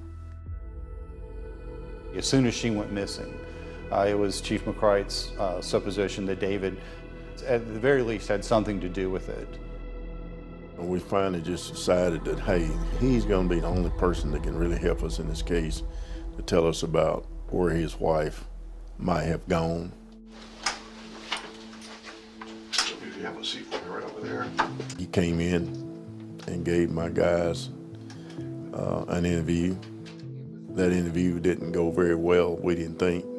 And I said, so are you going to a costume party or what are you doing? Are you all having a party? And she said, no, I'm just going to Kathy's. I said, well, okay. He really wasn't concerned to me about where she might have gone. Okay, was there any kind of argument or anything then?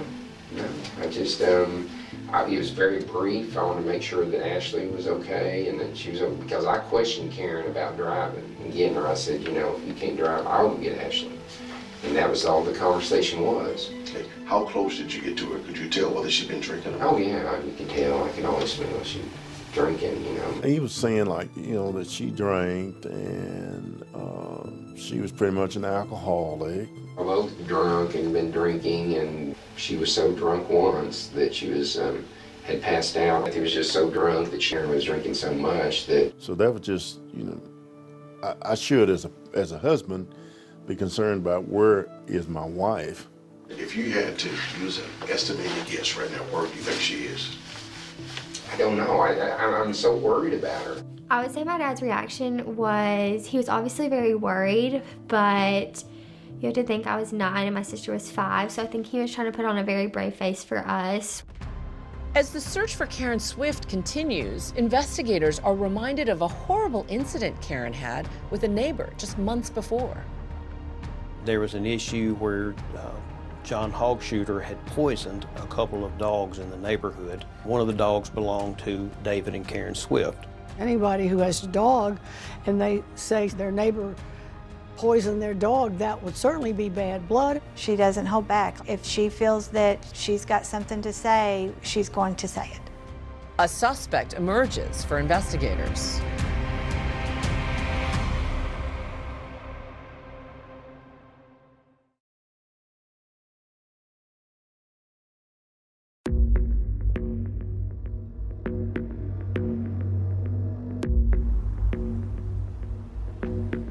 As the search for Karen Swift continues, investigators cast a wide net for suspects and leads. There was a man that she had met at a concert about 20 miles from Dyersburg across the Mississippi River. It never grew into a full romantic relationship. It was more of an acquaintance. I think they talked on the phone a few times, maybe sent text messages back a few times, but it never developed any further than that. His last text to Karen was, she told him that she was at the Halloween party, hanging out with some friends. And his last text was something essentially, great, text me sometime, I'd love to take you out to dinner. And we quickly concluded that, you know, obviously it didn't sound like somebody who was obsessed, and he was ruled out as a suspect. Found out where he was at the time of her disappearance, and that alibi checked out. But investigators have another possible lead to follow as they learn of a terrible conflict between Karen Swift and one of her neighbors. John Hawksshooter lived across the road, diagonal from their residence. Catty-cornered, probably not more than 150 feet from their home. Mr. Hawksshooter had previously had a criminal matter charged against him regarding some sort of issue with one of their dogs. He had gained some notoriety in the neighborhood. He's kind of a rough around the edges fella, generally. There was an issue where John Hawksshooter had poisoned a couple of dogs in the neighborhood, and one of the dogs belonged to David and Karen Swift. He put some poison, some sort of poison concoction out on his property. One of the Swift's dogs got into the poison and was also sickened. The Swift's dogs did not die. On October 7th, Karen actually went to this man's house to confront him about her dog being poisoned. John was eventually charged with animal cruelty in that case, and he actually pleaded guilty. While one neighborhood dog did die from the poisoning, the Swift dog managed to survive after being rushed to the vet and having its stomach pumped, the incident creating bad blood between the neighbors. Anybody owns a dog and they say their neighbor poisoned their dog, that would certainly be bad blood. I know Karen and the Hawksshooter guy, I knew of the fight they'd had. She doesn't hold back. She doesn't hold back. Like, if she feels that she's got something to say, she's going to say it. When she was missing, he became one of the first suspects that the sheriff's department looked at. Investigators want to talk to John Hawksshooter. He'd been poisoning neighborhood dogs, including Karen's. They bring him into this interrogation room, and they have some questions to ask.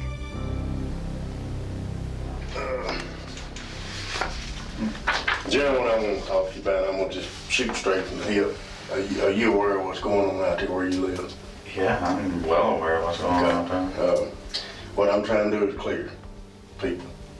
And I know that the incident that happened with the dogs out there, I know all, about that because of the prior investigator that had been working that case.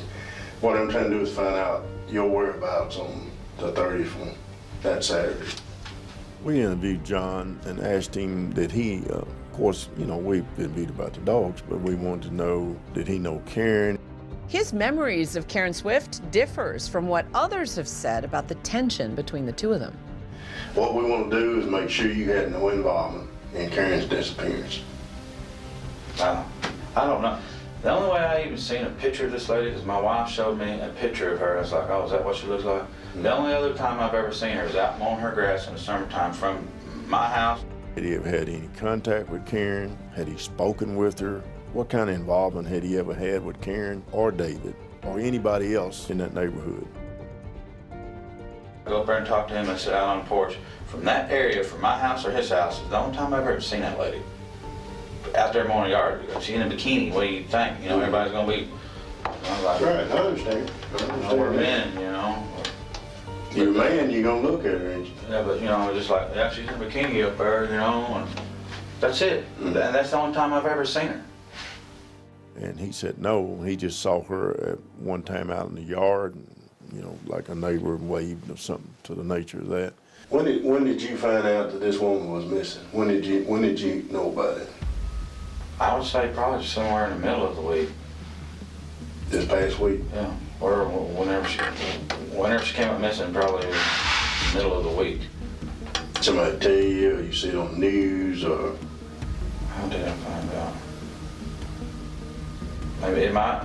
Well, I don't have TV, so I don't watch TV, so I don't know how I found out. My wife may have told me, or I don't remember. I think it's because I honestly don't know. As soon as they started talking to him, he was extremely cooperative. Where is my truck? It's locked up and impound in an enclosed building. They impounded his vehicle. They got a search warrant, searched his house. What I'm trying to say, if we want to look at your house, I'd rather for you not to go home before we got there. That's what I'm saying. Well, my clothes and stuff, I washed my clothes over at my daughter's house, so all my clothes, I'll probably go over there and take a shower and get my clothes for sure. I can't even get in because my keys in the truck. There's a gold key in where the ashtray thing goes right there. There's a gold key. That's the only way I can get in and get my clothes to. Okay. He was very relaxed. He wasn't tense about it. It was obvious that, I mean, he wasn't nervous. I thought it was a good interview. There was no evidence in the end that pointed that John Hogshuter had any knowledge of this at all. But then investigators find Karen Swift's 2 cell phones, almost totally destroyed, near the property of John Hogshuter.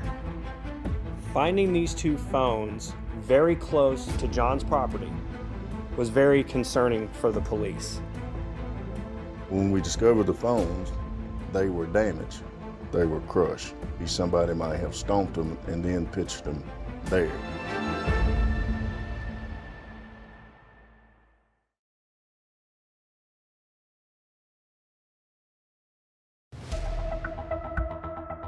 So you've got the investigators. They don't know where Karen Swift is. They know she's missing. Her phone was not in her car.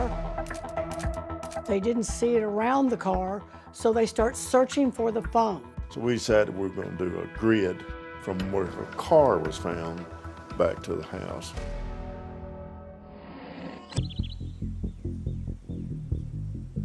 So this is where you found the smashed cell phones? In this area here, the phones were found. Yeah. They found 580-something feet from their driveway, from Karen's driveway to this location. A highway patrolman comes across not 1, but 2 smashed phones. This is images of them, right? They were shattered. That phone was shattered before it even went there, because if you had thrown it in that grass, you would never got this damage to this phone. But as close to the Swifts' home as the phones are, they're also very close to John Hogshuter's home. That neighbor, the Swifts say they had a confrontation with. Finding those 2 phones within proximity of John Hogshuter's house raises many, many questions for investigators in this case, for obvious reasons. Investigators found out that Hogshuter was at this church event. We knew where he was on her day of disappearance, and we were able to establish his alibi. There was no evidence in the end that pointed that John Hogshuter had any knowledge of this at all. A thorough investigation was done, and he had alibi witnesses, and we were able to pretty quickly eliminate him as a suspect. With Hogshuter cleared, the investigation continues. At this point, the most important unanswered question, where is Karen? Some people just walk away from their lives. It happens all the time. Without a body, they don't know that a crime's been committed. We constantly relied on getting them to the media. Of course, the sheriff would make press releases, social media. Everybody knew that we were trying to locate her. There's a landmark in Dyer County and it's a large cross where you can see it from a good distance. And near that, within a few hundred feet, is a cemetery. Bledsoe Cemetery is very spread out. Some of the headstones there are over 100 years old and even older. It's a very rural area. A local pastor and a congregant were in Bledsoe Cemetery on December 10th examining overturned headstones.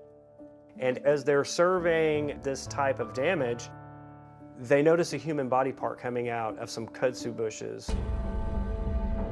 Karen Swift has been missing for 6 weeks at this point. The police arrive and head to this nearby area full of kudzu. Kudzu, they're vines, and kudzu can cover everything. It can cover very large trees and hang down. Kudzu can cover everything that it crawls across, and it crawls across almost everything.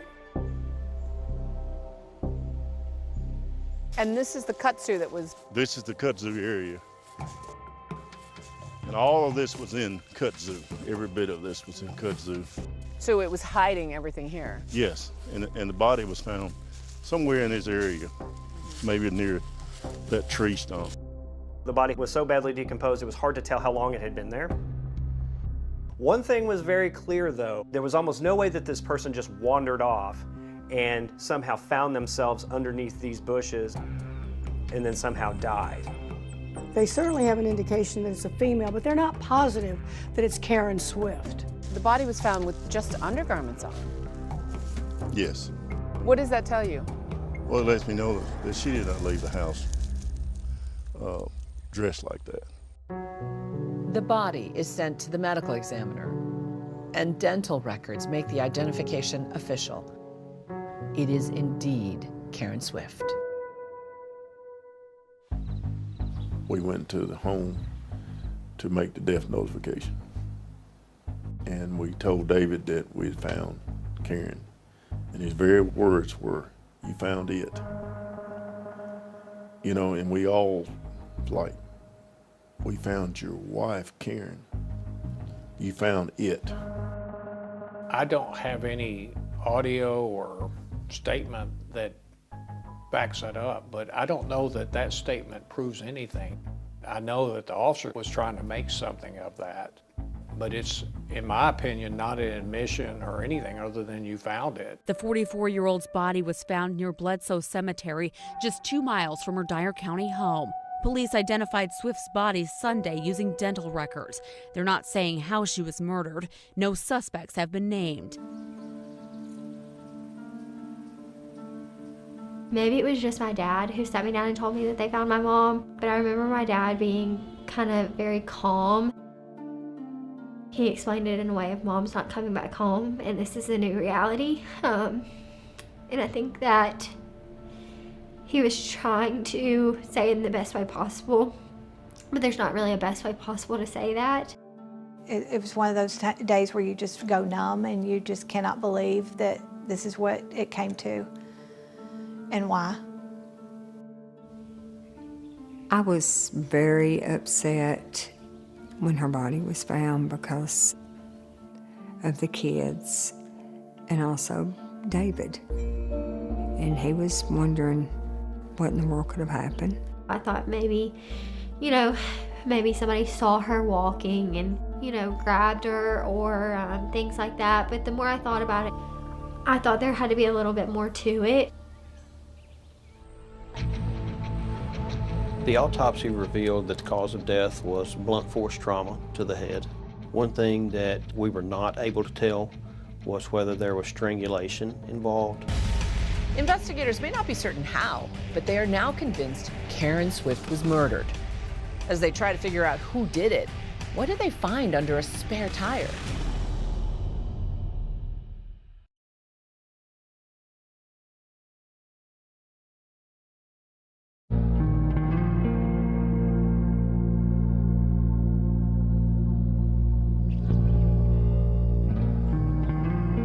As investigators in Dyersburg look into what is now a murder case, they learn some messy details about Karen and David Swift's marriage. Remember, they had moved here to Tennessee from Pocahontas, Arkansas. Karen and David met in Pocahontas. They got married in 1989. Karen and David had what could be best described as a tumultuous marriage. I know that maybe there was some affairs going on in Arkansas. He ended up having a marital affair with this lady, and a child was born as a result of that affair. And they divorced at that time.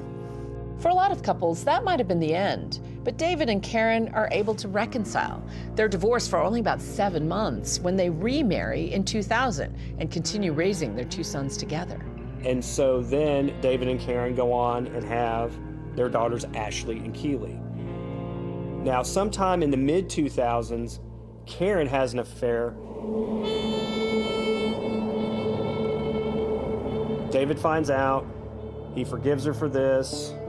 They reportedly move on. He decided to quickly move the family to Dyersburg. So it's David and Karen living in the new house with 3 of their 4 younger children. The oldest son was now in college. He felt like if they didn't get away from the problem they were having in Arkansas, their marriage would never work. And it did, you know. I mean, they had alone for quite some time, and then things went from bad to worse. That's because once the couple moves from Arkansas to Tennessee, more problems spring up. Karen makes new friends, and David and Karen have very different views about what happened next. It didn't seem like David was happy with those friends, and they weren't especially happy with David either.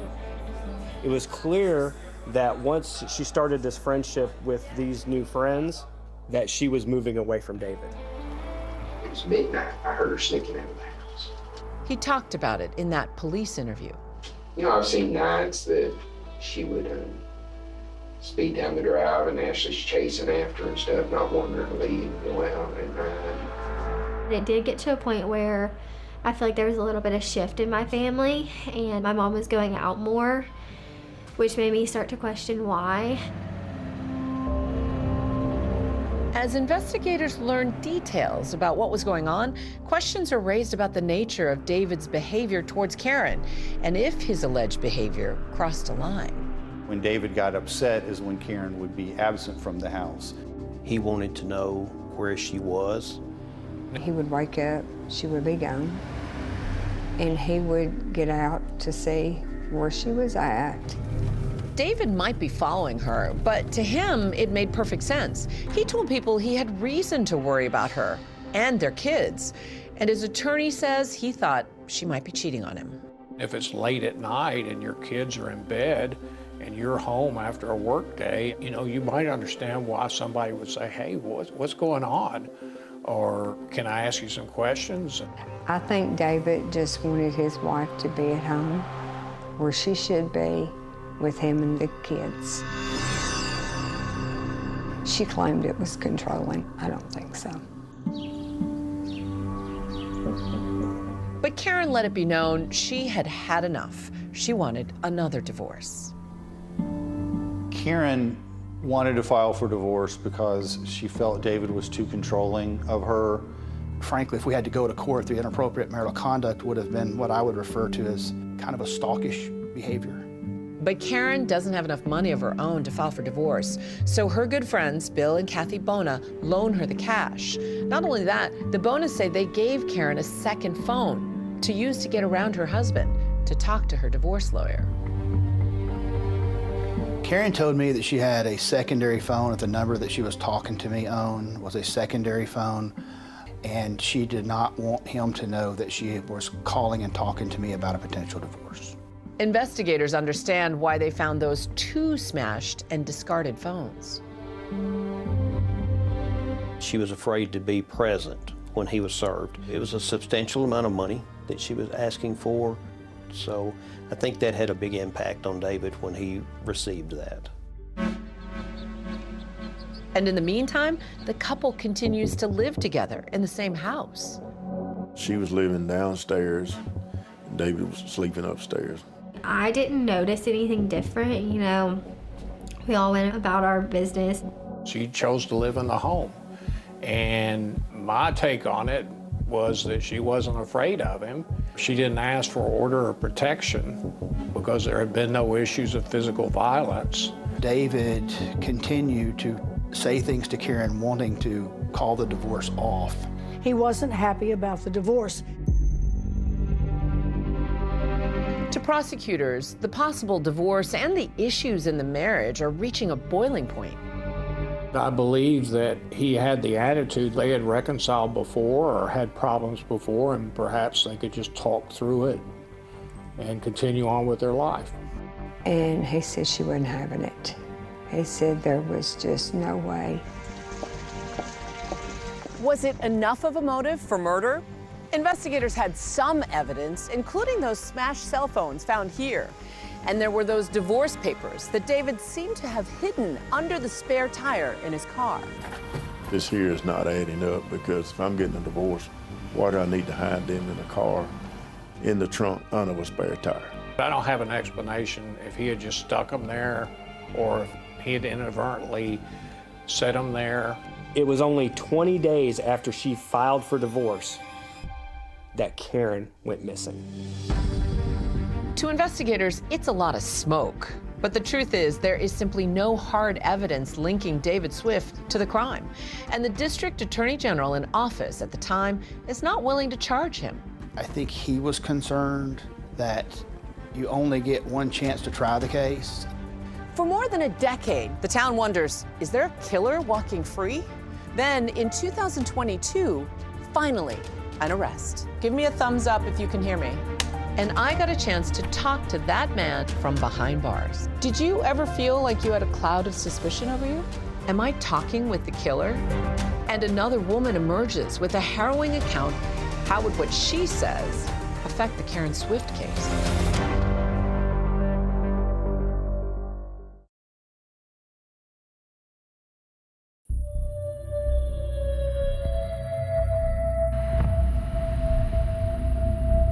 The night that Karen was last seen, she went to a Halloween party. I mean, the body was here for a month. Undetected. They investigated and they investigated, and everyone was like, when are you going to find a suspect? The story of the same man, but two different women. One of them killed, one of them claiming she was stalked. And there he was, in my backyard, in the middle of the night. This is too much. The exclusive interview you'll only see on 2020. They told me that my dad got arrested, and in that moment I was like, for what? How big a deal was this trial in Dyersburg? This trial was huge. They didn't compare the fingerprints. They had tunnel vision. I'm sorry. It's all right. This is a man I was married to that I shouldn't have been afraid of. And why is this happening?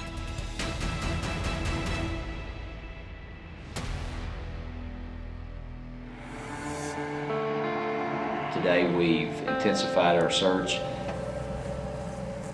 We have combed through the areas again. Karen Swift is a 44-year-old housewife, mother of 4, in Dyersburg, Tennessee, and she disappears in October 2011. Her car turns up not far from her house. Car was locked, secured. There was no signs of foul play in the vehicle. It was puzzling. I really didn't know. I didn't know what to think. So after Karen goes missing, the police talk to her husband, David. I just ordered to come home. And they learn that there are serious problems in the Swift marriage. Well, have you filed for divorce? She filed on the 5th. 6 weeks after she disappears. The body was found somewhere in this area, maybe near that tree stump. Karen Swift has been found. Police identified Swift's body using dental records. For the Dyer County Sheriff's Office, this case turns into a murder investigation. But they don't have enough evidence against Karen Swift's husband, David, or anyone else for that matter, to make an arrest. For more than a decade, there seems to be a question that lingers in... Of course, had a regular caseload. It wasn't something that we could just drop our normal caseload and start going through. By then, David Swift has left town. He has a whole new life and a new wife, Kelly Essman. Single Christians, good news. At ChristianMingle.com. I met David on Christian Mingle in January of 2014, and we dated for about 2.5 years, and then he moved to Alabama when we got married. My relationship with my dad during this time period was very good. He made sure that we still had as normal as a childhood as we could, even into our teenage years, you know. He did start telling me a little bit about Karen and the fact that she had come up missing. He actually asked me to run a background check on him, and the background check comes up clean. You know, none of the news stories showed that he was a person of interest. They didn't say that he was a suspect. It was okay. I think they had a wonderful relationship. Everybody got along. It may have started out that way, but Kelly says cracks started to form in the marriage over parenting issues. And she says David never wanted to discuss her concerns. Over the years, she says it grew worse and worse. There were challenges, and with all blended families, there are, you know, and that's where it started going downhill. We both went to therapy. So I finally just decided I can't go back. This is too much.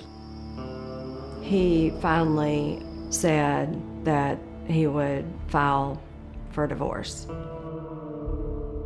But they have no idea that back in Dyersburg, there's been a break in the Karen Swift investigation, thanks to something completely unrelated, the COVID pandemic.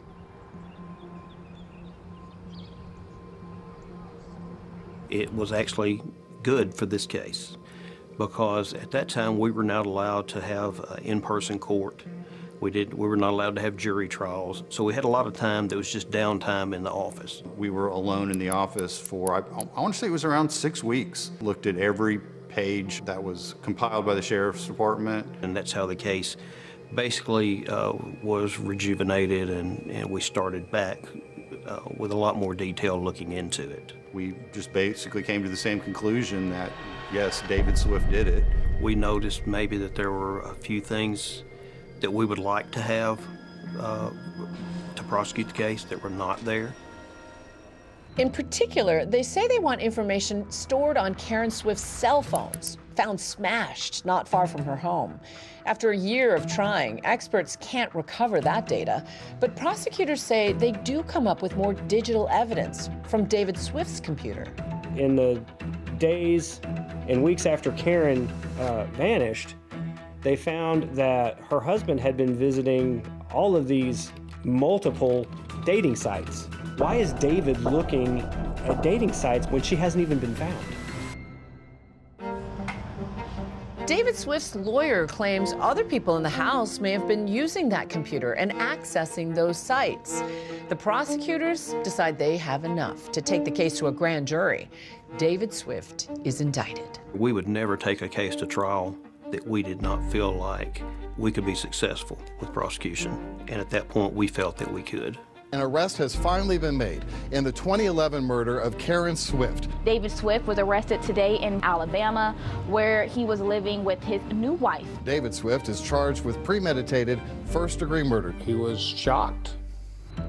Swift is brought back to Tennessee, where he later pleads not guilty to first and second-degree murder and manslaughter. The sheriff posts on Facebook, "Today is a good day for law enforcement." David was always a suspect because all the evidence points to him. Certainly it wasn't enough evidence to take him into custody and bring it to trial.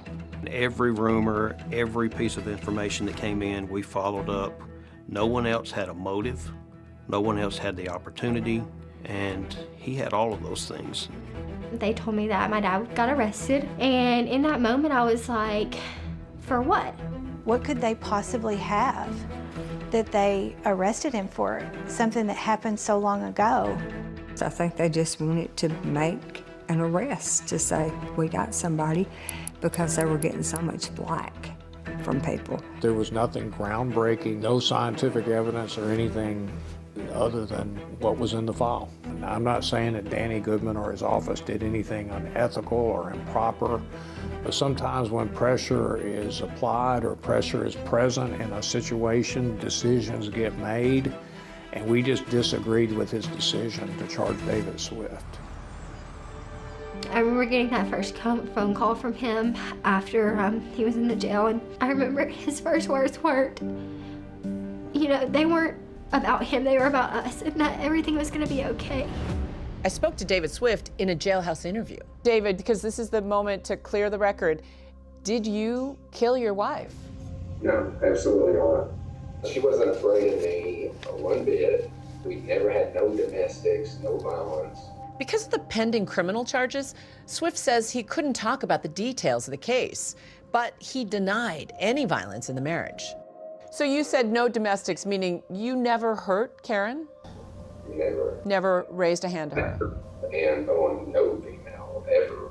And I sure wouldn't do it to my wife or the mother of my children. But, you know, I loved her. And I still love, you know, her today. But before he goes on trial, accused of killing Karen, a truly shocking development. New details emerge about David Swift's alleged behavior with another woman, and he faces another criminal charge.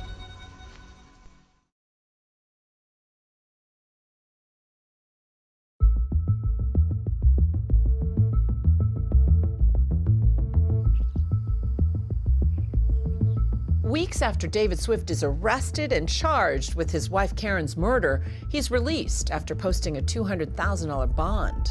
But in a truly wild turn of events, Swift's legal troubles follow him home to Alabama, where he faces accusations of stalking, this time from his estranged second wife, Kelly Essman. I was not afraid of David during the marriage. Towards the end of my marriage, I was not necessarily afraid of him. After I separated, there were periods of time when he would call me, asking me, you know, where are you going? You know, I would tell him Hobby Lobby or, you know, just Target or whatever. And he always seemed to be calling exactly when I would be going to that place. After David's arrest, Kelly claims she found proof that she was being followed and filed for an emergency restraining order. Kelly alleges that in the midst of all of this turmoil with David, that she came into some information that he actually had purchased a tracking device. And right then I knew. That's how he knew where I was going. So I knew there's a tracking device somewhere on my car. And we did find the tracking device. Kelly also claims in her motion that David started reaching out to her, sending repeated messages via text and email. I repeatedly asked him to stop. It started with us trying to work out the details of the divorce, but it turned into a lot of random harassing emails on various topics. Kelly files for that emergency restraining order, reporting that she was afraid for her safety, that she believes she may be in danger, and that David's stalking and harassment had become egregious. The judge made no findings on those claims, but the restraining order was granted. I wanted him to leave me alone. That's all I wanted, just leave me alone. Even with this new wife that he had and got a divorce, his MO was the same, following her around there in Alabama. Karen and her friends and family said that David often would follow Karen around, that he was monitoring where she was at, that David would call her. He even told us he followed her to a local store and got into the back of the car. As for Kelly, she filed a police report after she claimed David's alleged harassment continued. In coordination with Alabama authorities, investigators back in Tennessee check up on what David Swift has been doing.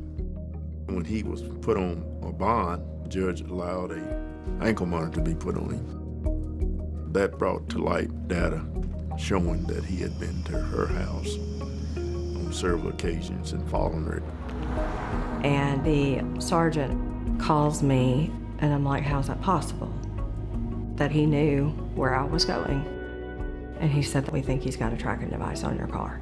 And I'm like, again?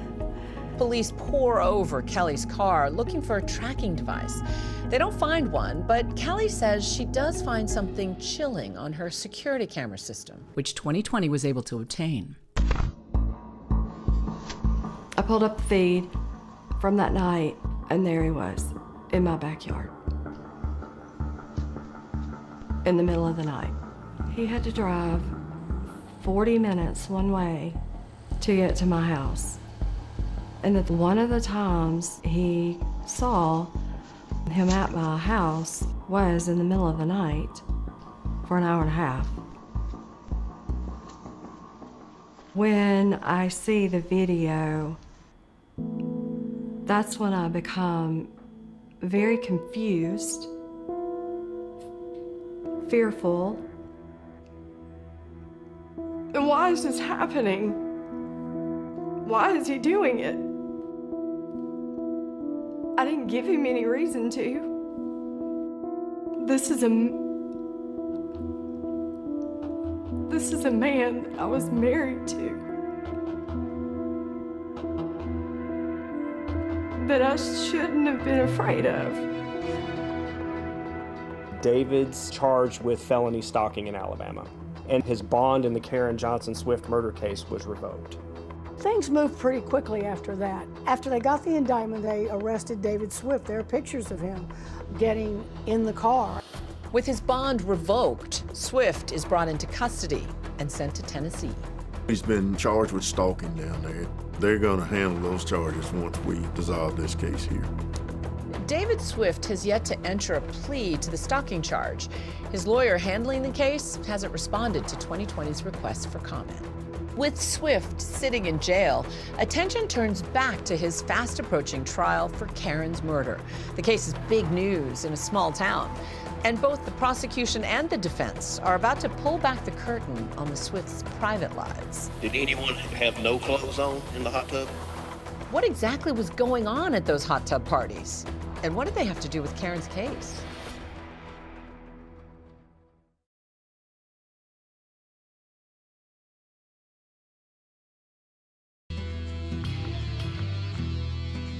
A man accused of killing his wife more than a decade ago is back in Tennessee.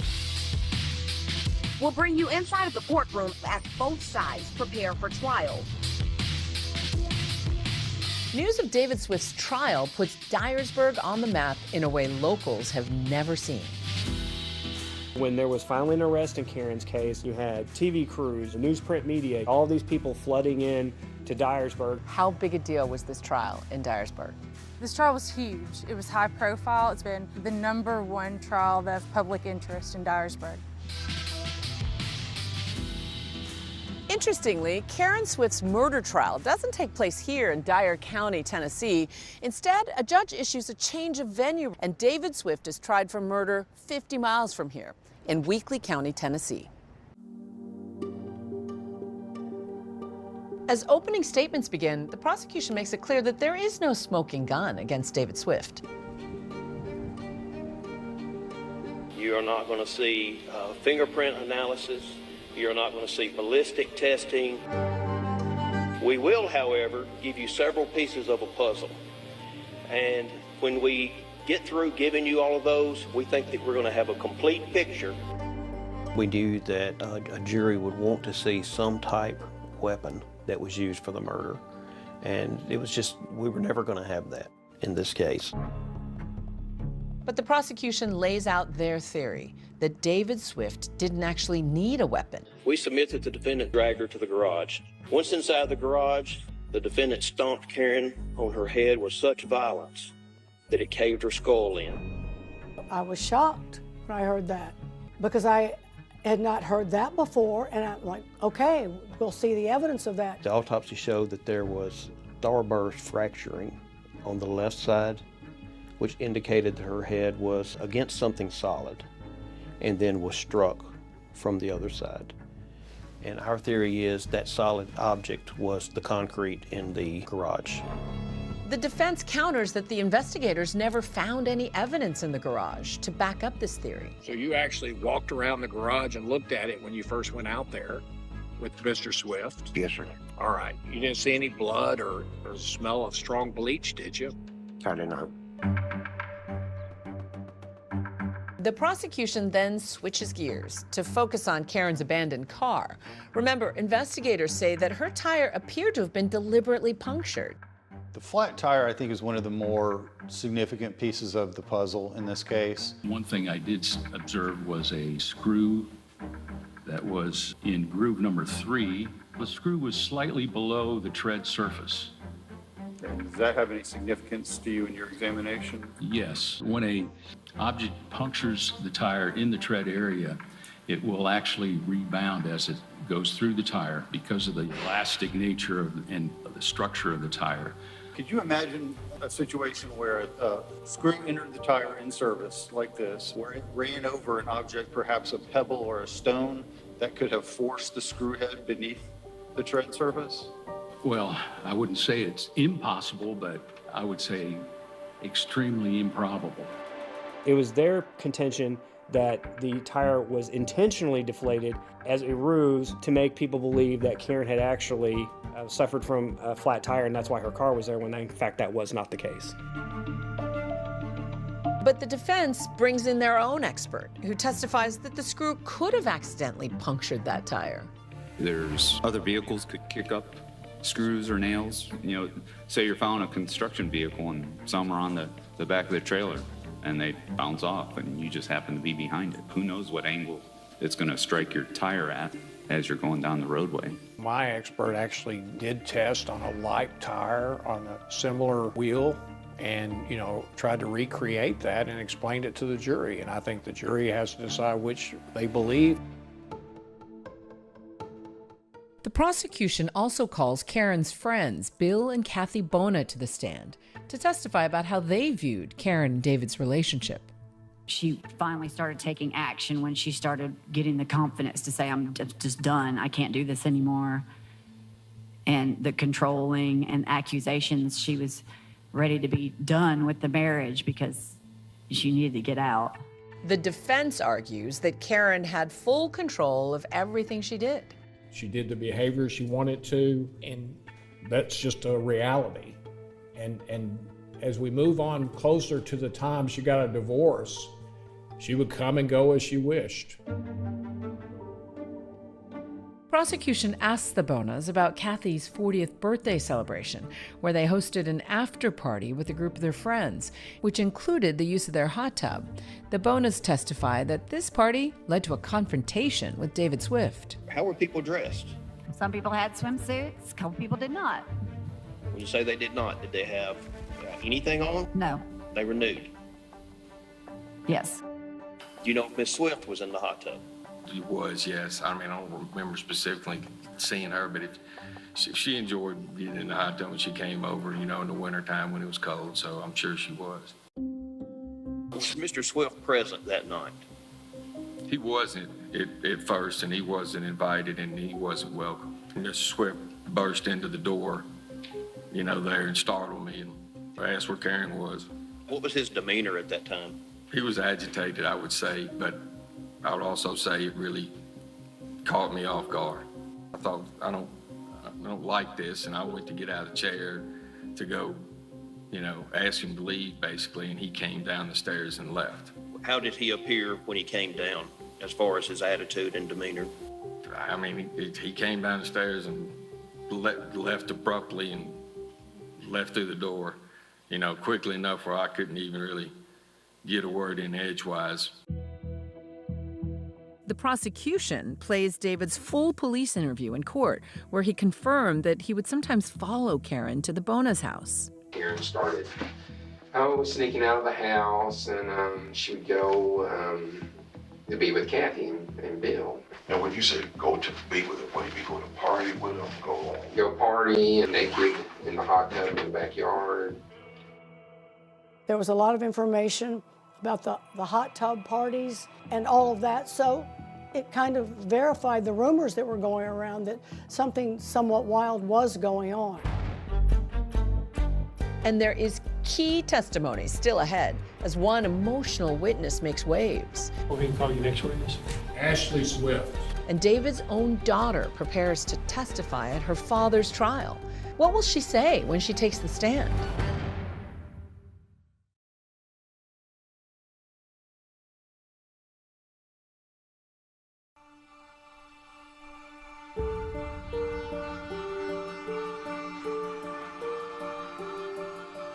Inside the Weakley County Courthouse, attorney Daniel Taylor dives into one of the most memorable cases of his career. I've been a trial lawyer for 32 years, and it's the most media attention on any particular case that I've had. This is 2011. After all those years, there's been no scientific breakthrough or anything. There's been nothing new that's come in or anything. After all this time, there was a charge. The defense contends that the reason David would follow Karen was because he was worried about what was going on at those hot tub parties. There were issues about conduct and things that were going on, adult parties, things about hot tub parties, and just some things that maybe some others considered not appropriate.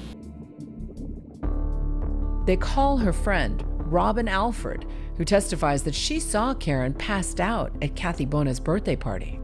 Did you see Karen Swift leave the hot tub and go into the house? I did. I witnessed her get up. She looked to me as if she was hot and woozy kind of feeling when I walked in, and I witnessed her laying on the floor. Did you, were you aware whether or not when you first met the Swifts that they drank alcohol or not? Karen never drank before she come to Dyersburg, never. And I don't think that she could handle her alcohol at all. The defense points out that in his police interview, David did express concern for Karen's welfare. I'd have to go get her and drop her home, they call me. And so I was always concerned and worried about her. There was several times I found her in compromising situations. And I did get upset, and I said, Karen, please, why are you doing this? The defense was simple. David Swift did not kill Karen Swift. They said it could have been a random act by somebody who was just passing by, either in a car or on foot. They didn't compare the fingerprints.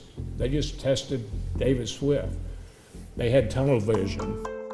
The defense also argues that David had a serious knee injury affecting his mobility, so he wouldn't have been physically able to dispose of Karen's body. They said he had this injured leg, so he could not have possibly picked her up and placed her in the cemetery. Did you notice anything about his leg or how he was walking? He had a knee brace on, and he had crutches. Multiple witnesses for the prosecution dispute the seriousness of David's knee injury. Was he using crutches? I've never seen no crutches on Saturday. Do you appear to be injured in any way? You could see him using his crutches while he was talking about it. After he got done talking and they went in the house, he just walked like he didn't need crutches anymore. I thought that was strange. Even if he is faking it, it's still there's a visual there. The jury is repeatedly seeing people get on the stand and say, yes, I saw him on these crutches. Yes, I saw him on these crutches. The defense also disagrees with the prosecution's account of what happened inside the Swift home on the night of Karen's murder. So part of the prosecution's theory of the case was that David comes into Karen's room, takes Ashley, the daughter, out of the bed and goes and puts her in bed with the sister Keeley. He returns to the room and Karen is either asleep or in a very incapacitated state, and then something happens where he ends her life. Then the defense calls an essential witness to challenge that theory. Would you tell everybody your name? Ashley Swift. I was nervous to go on the stand, and they decided to call me early. And so in that moment, I did freak out a little bit, just because I hadn't mentally prepared myself. Ashley, who was only 9 years old when she saw her mom for the last time, describes what she remembers about the hours before Karen disappeared. You're not used to testifying, so let me just ask you a few things, okay? Okay. When your mother picked you up, did she pick you up in her car? She did. And where did y'all go after that? We went home, back to our house where my sister and my dad were. And do you recall getting out of the car or going to the house? Do you recall everything about that night? Yeah, we came into the house and we went to sleep in her bedroom. I didn't really prepare for trial. Whatever was asked was what was asked, and however I answered was however I answered, and I told the truth in everything that I said. And Ashley testifies that it wasn't her father who moved her from the bed that fateful night. Oh, I know it was my mother. How do you know that? It's instinct to know your mother versus somebody else. You have that bond with that person and you know who it is. But you didn't actually see her? No, but I felt her. There were some times during my testimony where they were trying to, I think, trick me into thinking that what I felt and knew was something else, and I made sure to own that. It was my testimony. So you actually don't know for sure then, do you? I mean, I have a pretty good instinct to feel what my mother feels like. Seeing his oldest daughter take the stand becomes a visibly emotional ordeal for David. I know that it was physically tough, and he knew it was difficult being asked questions. And finally, after 2 weeks of heated exchanges and moving testimony, there are fireworks inside the jury room where lines are drawn in the sand. It was divided pretty much down the middle. It was basically the guys against the girls. As the courtroom holds its breath for a verdict.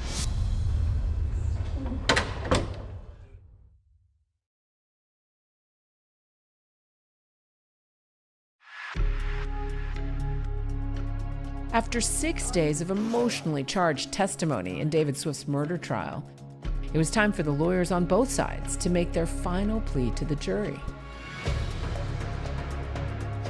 Karen and David Swift's marriage ended sometime around 3:30 a.m. on October 30th, 2011. Sadly, it didn't end the way Karen had envisioned it might when she filed for divorce earlier that month from David.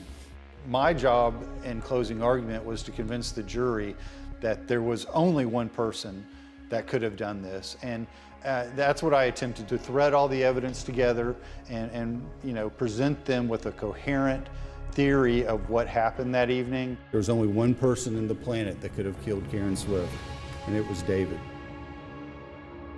How do you think the prosecution did in presenting its case to the jurors? I think that General Goodman had a very, very difficult case. It was an inherited case. It was very old evidence. I think that he did the absolute best that he could to try to bring justice to Karen Swift. The prosecutor said that he would put the puzzle together, but the puzzle was incomplete. And so that's exactly what I argued, and that his version of the offense and what he claimed happened was incorrect or inconsistent with what was proven. There is no proof to support the state's theory in this case. You have heard all of my questions. You have heard all of the witnesses. The state said that this was a puzzle that they would put together for a complete picture. There is no complete picture. In order to return a verdict, it is necessary that each juror agree thereto. Your verdict must be unanimous. As it was going to the jury, we all kind of sat around and a bunch of family friends showed up, and we were sitting there trying to figure out, oh, what if the jury's saying this? What if they're saying that? But we really didn't know what was going on in that jury room. We started deliberating. Why don't you think he's guilty? Why do you think he's guilty? We took an initial vote just to see where everybody was, and it was divided pretty much down the middle. It was basically the guys against the girls. According to juror David Liggins, some of those male jurors felt there just wasn't enough evidence to convict David Swift. If you stomp somebody's head on concrete good enough to fracture her skull like it was fractured and busted, and then he can beat every law enforcement and science in the state, I don't believe that's possible this day and time. No physical evidence. But for other jurors, they say David Swift's behavior towards Karen couldn't be ignored. In my heart, I really thought he did something when he knew where she was at and what she was doing because he was following her. That made me think that, yes, he did something. As the jury was deliberating, things were very tense, and you could sense the tension minute by minute. I actually was not surprised that the jury was deliberating as long as they did. Anytime you have a circumstantial case, you're going to have a lot of discussions, you're going to have a lot of opinions. When the jury went out, it was tense on both sides. Both sides were just waiting. You have no choice other than to talk to your client, talk to his family. And so he obviously was nervous, and it could mean either him going home or either him staying, in custody. After hours of fruitless deliberations, the jury tells the judge they were unable to reach a decision. He instructs them to keep trying. After 10, 11 hours, you're getting tired. Mentally exhausted. Everybody was so tired. They couldn't reach a decision, so they stayed and they went home, and then they came back. It got a little heated, but anytime you got difference of opinions, it's eventually going to get a little heated.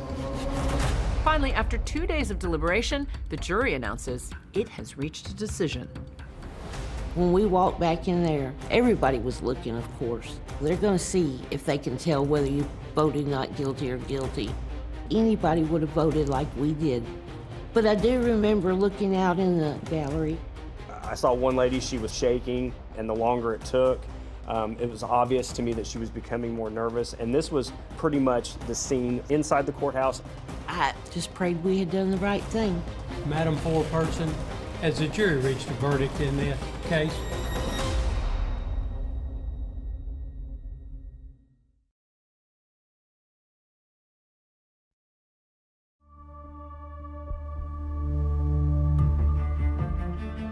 After 2 days of grueling deliberation, the jury has come back in David Swift's murder trial. Has the jury reached a verdict in this case? No, Your Honor. Do you feel like that it is likely that the jury on continued deliberations will reach a verdict? No, sir. I think the best word to describe what happened as the verdicts were being read was shock. Does the jury agree on the highest level of offense that the defendant is either guilty or not guilty? Yes. What is the verdict in that? Not guilty. The jury came back not guilty on first-degree murder, not guilty on second-degree murder, and they were hung on voluntary manslaughter. Do you all believe that the jury is hopelessly deadlocked with respect to the charge of voluntary manslaughter? I see everybody nodding their head yes. I was just sitting there in the chair. I was just kind of just numb. I was like, I can't believe this. We spent all this time presenting the facts, and apparently they just didn't get it. The jury didn't get it. The first two officers on the scene said that they did walk into the garage that day. I'm sorry, you could smell bleach if he had bleach in there. You could see the blood if he ain't cleaned it up yet. When they gave me a scenario, that's where he done it. And then they can't find nothing. That ended the case for me. I think it stopped at manslaughter because I felt like he did something. In my heart, I really thought he did something. When the verdict came in, your reaction? Honestly, I really was not surprised. Reasonable doubt was everywhere. I think the way that the prosecution laid it out was the only person that could have done it was David Swift. They didn't present proof that said that it was David Swift. If I removed myself and my knowledge of the case, and I was an independent person, I would have had to have rendered a verdict of not guilty. One detail that the prosecution wasn't allowed to introduce at trial, David's indictment for allegedly stalking his second wife, Kelly. But some jurors say hearing about that accusation wouldn't have made a difference. The only thing, in my opinion, that would have changed my outcome was the scenario the prosecution gave. Yes, that woman was beat to death, but they can't convince me that David done it. Let me take you to the penultimate moment, which is, what was it like to hear the jury say not guilty? Man, it was great. I thought, finally, it was overwhelming. Although he was acquitted of murdering Karen, David Swift's legal ordeal is far from over. He's still facing that charge of stalking his second wife and remains in jail as he faces retrial on that voluntary manslaughter charge. A disappointment that the jury didn't reach a decision that I thought they should as to all the offenses. And that's the jury system. And that's why we'll have a retrial. We were confident going into the first trial. We're equally confident for a second trial. And I think that it's something that we can't give up on. It's just something that we have an obligation to do. I'm not really sure what you expect to get out of a retrial when we've already seen the presentation of all this evidence before, and everybody has pretty much already formed a decision on it. And today, 13 years after her mother disappeared, Ashley Swift, Karen and David's daughter, still steadfastly believes in her father's innocence. Moving forward, I'm not exactly 100% sure what's going to happen.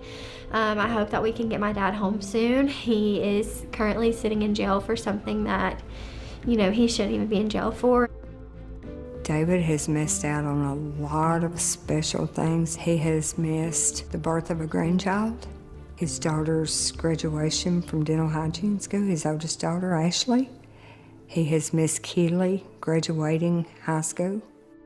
What does justice for Karen Swift look like?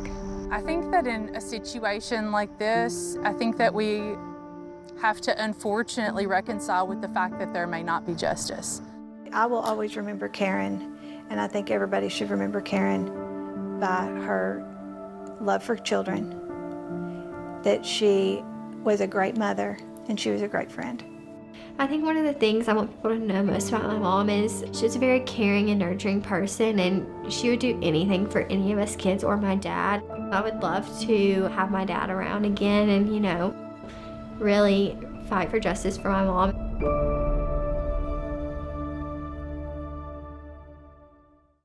That's our program for tonight. I'm David Muir. And I'm Deborah Roberts. From all of us here at 2020 and ABC News, good night.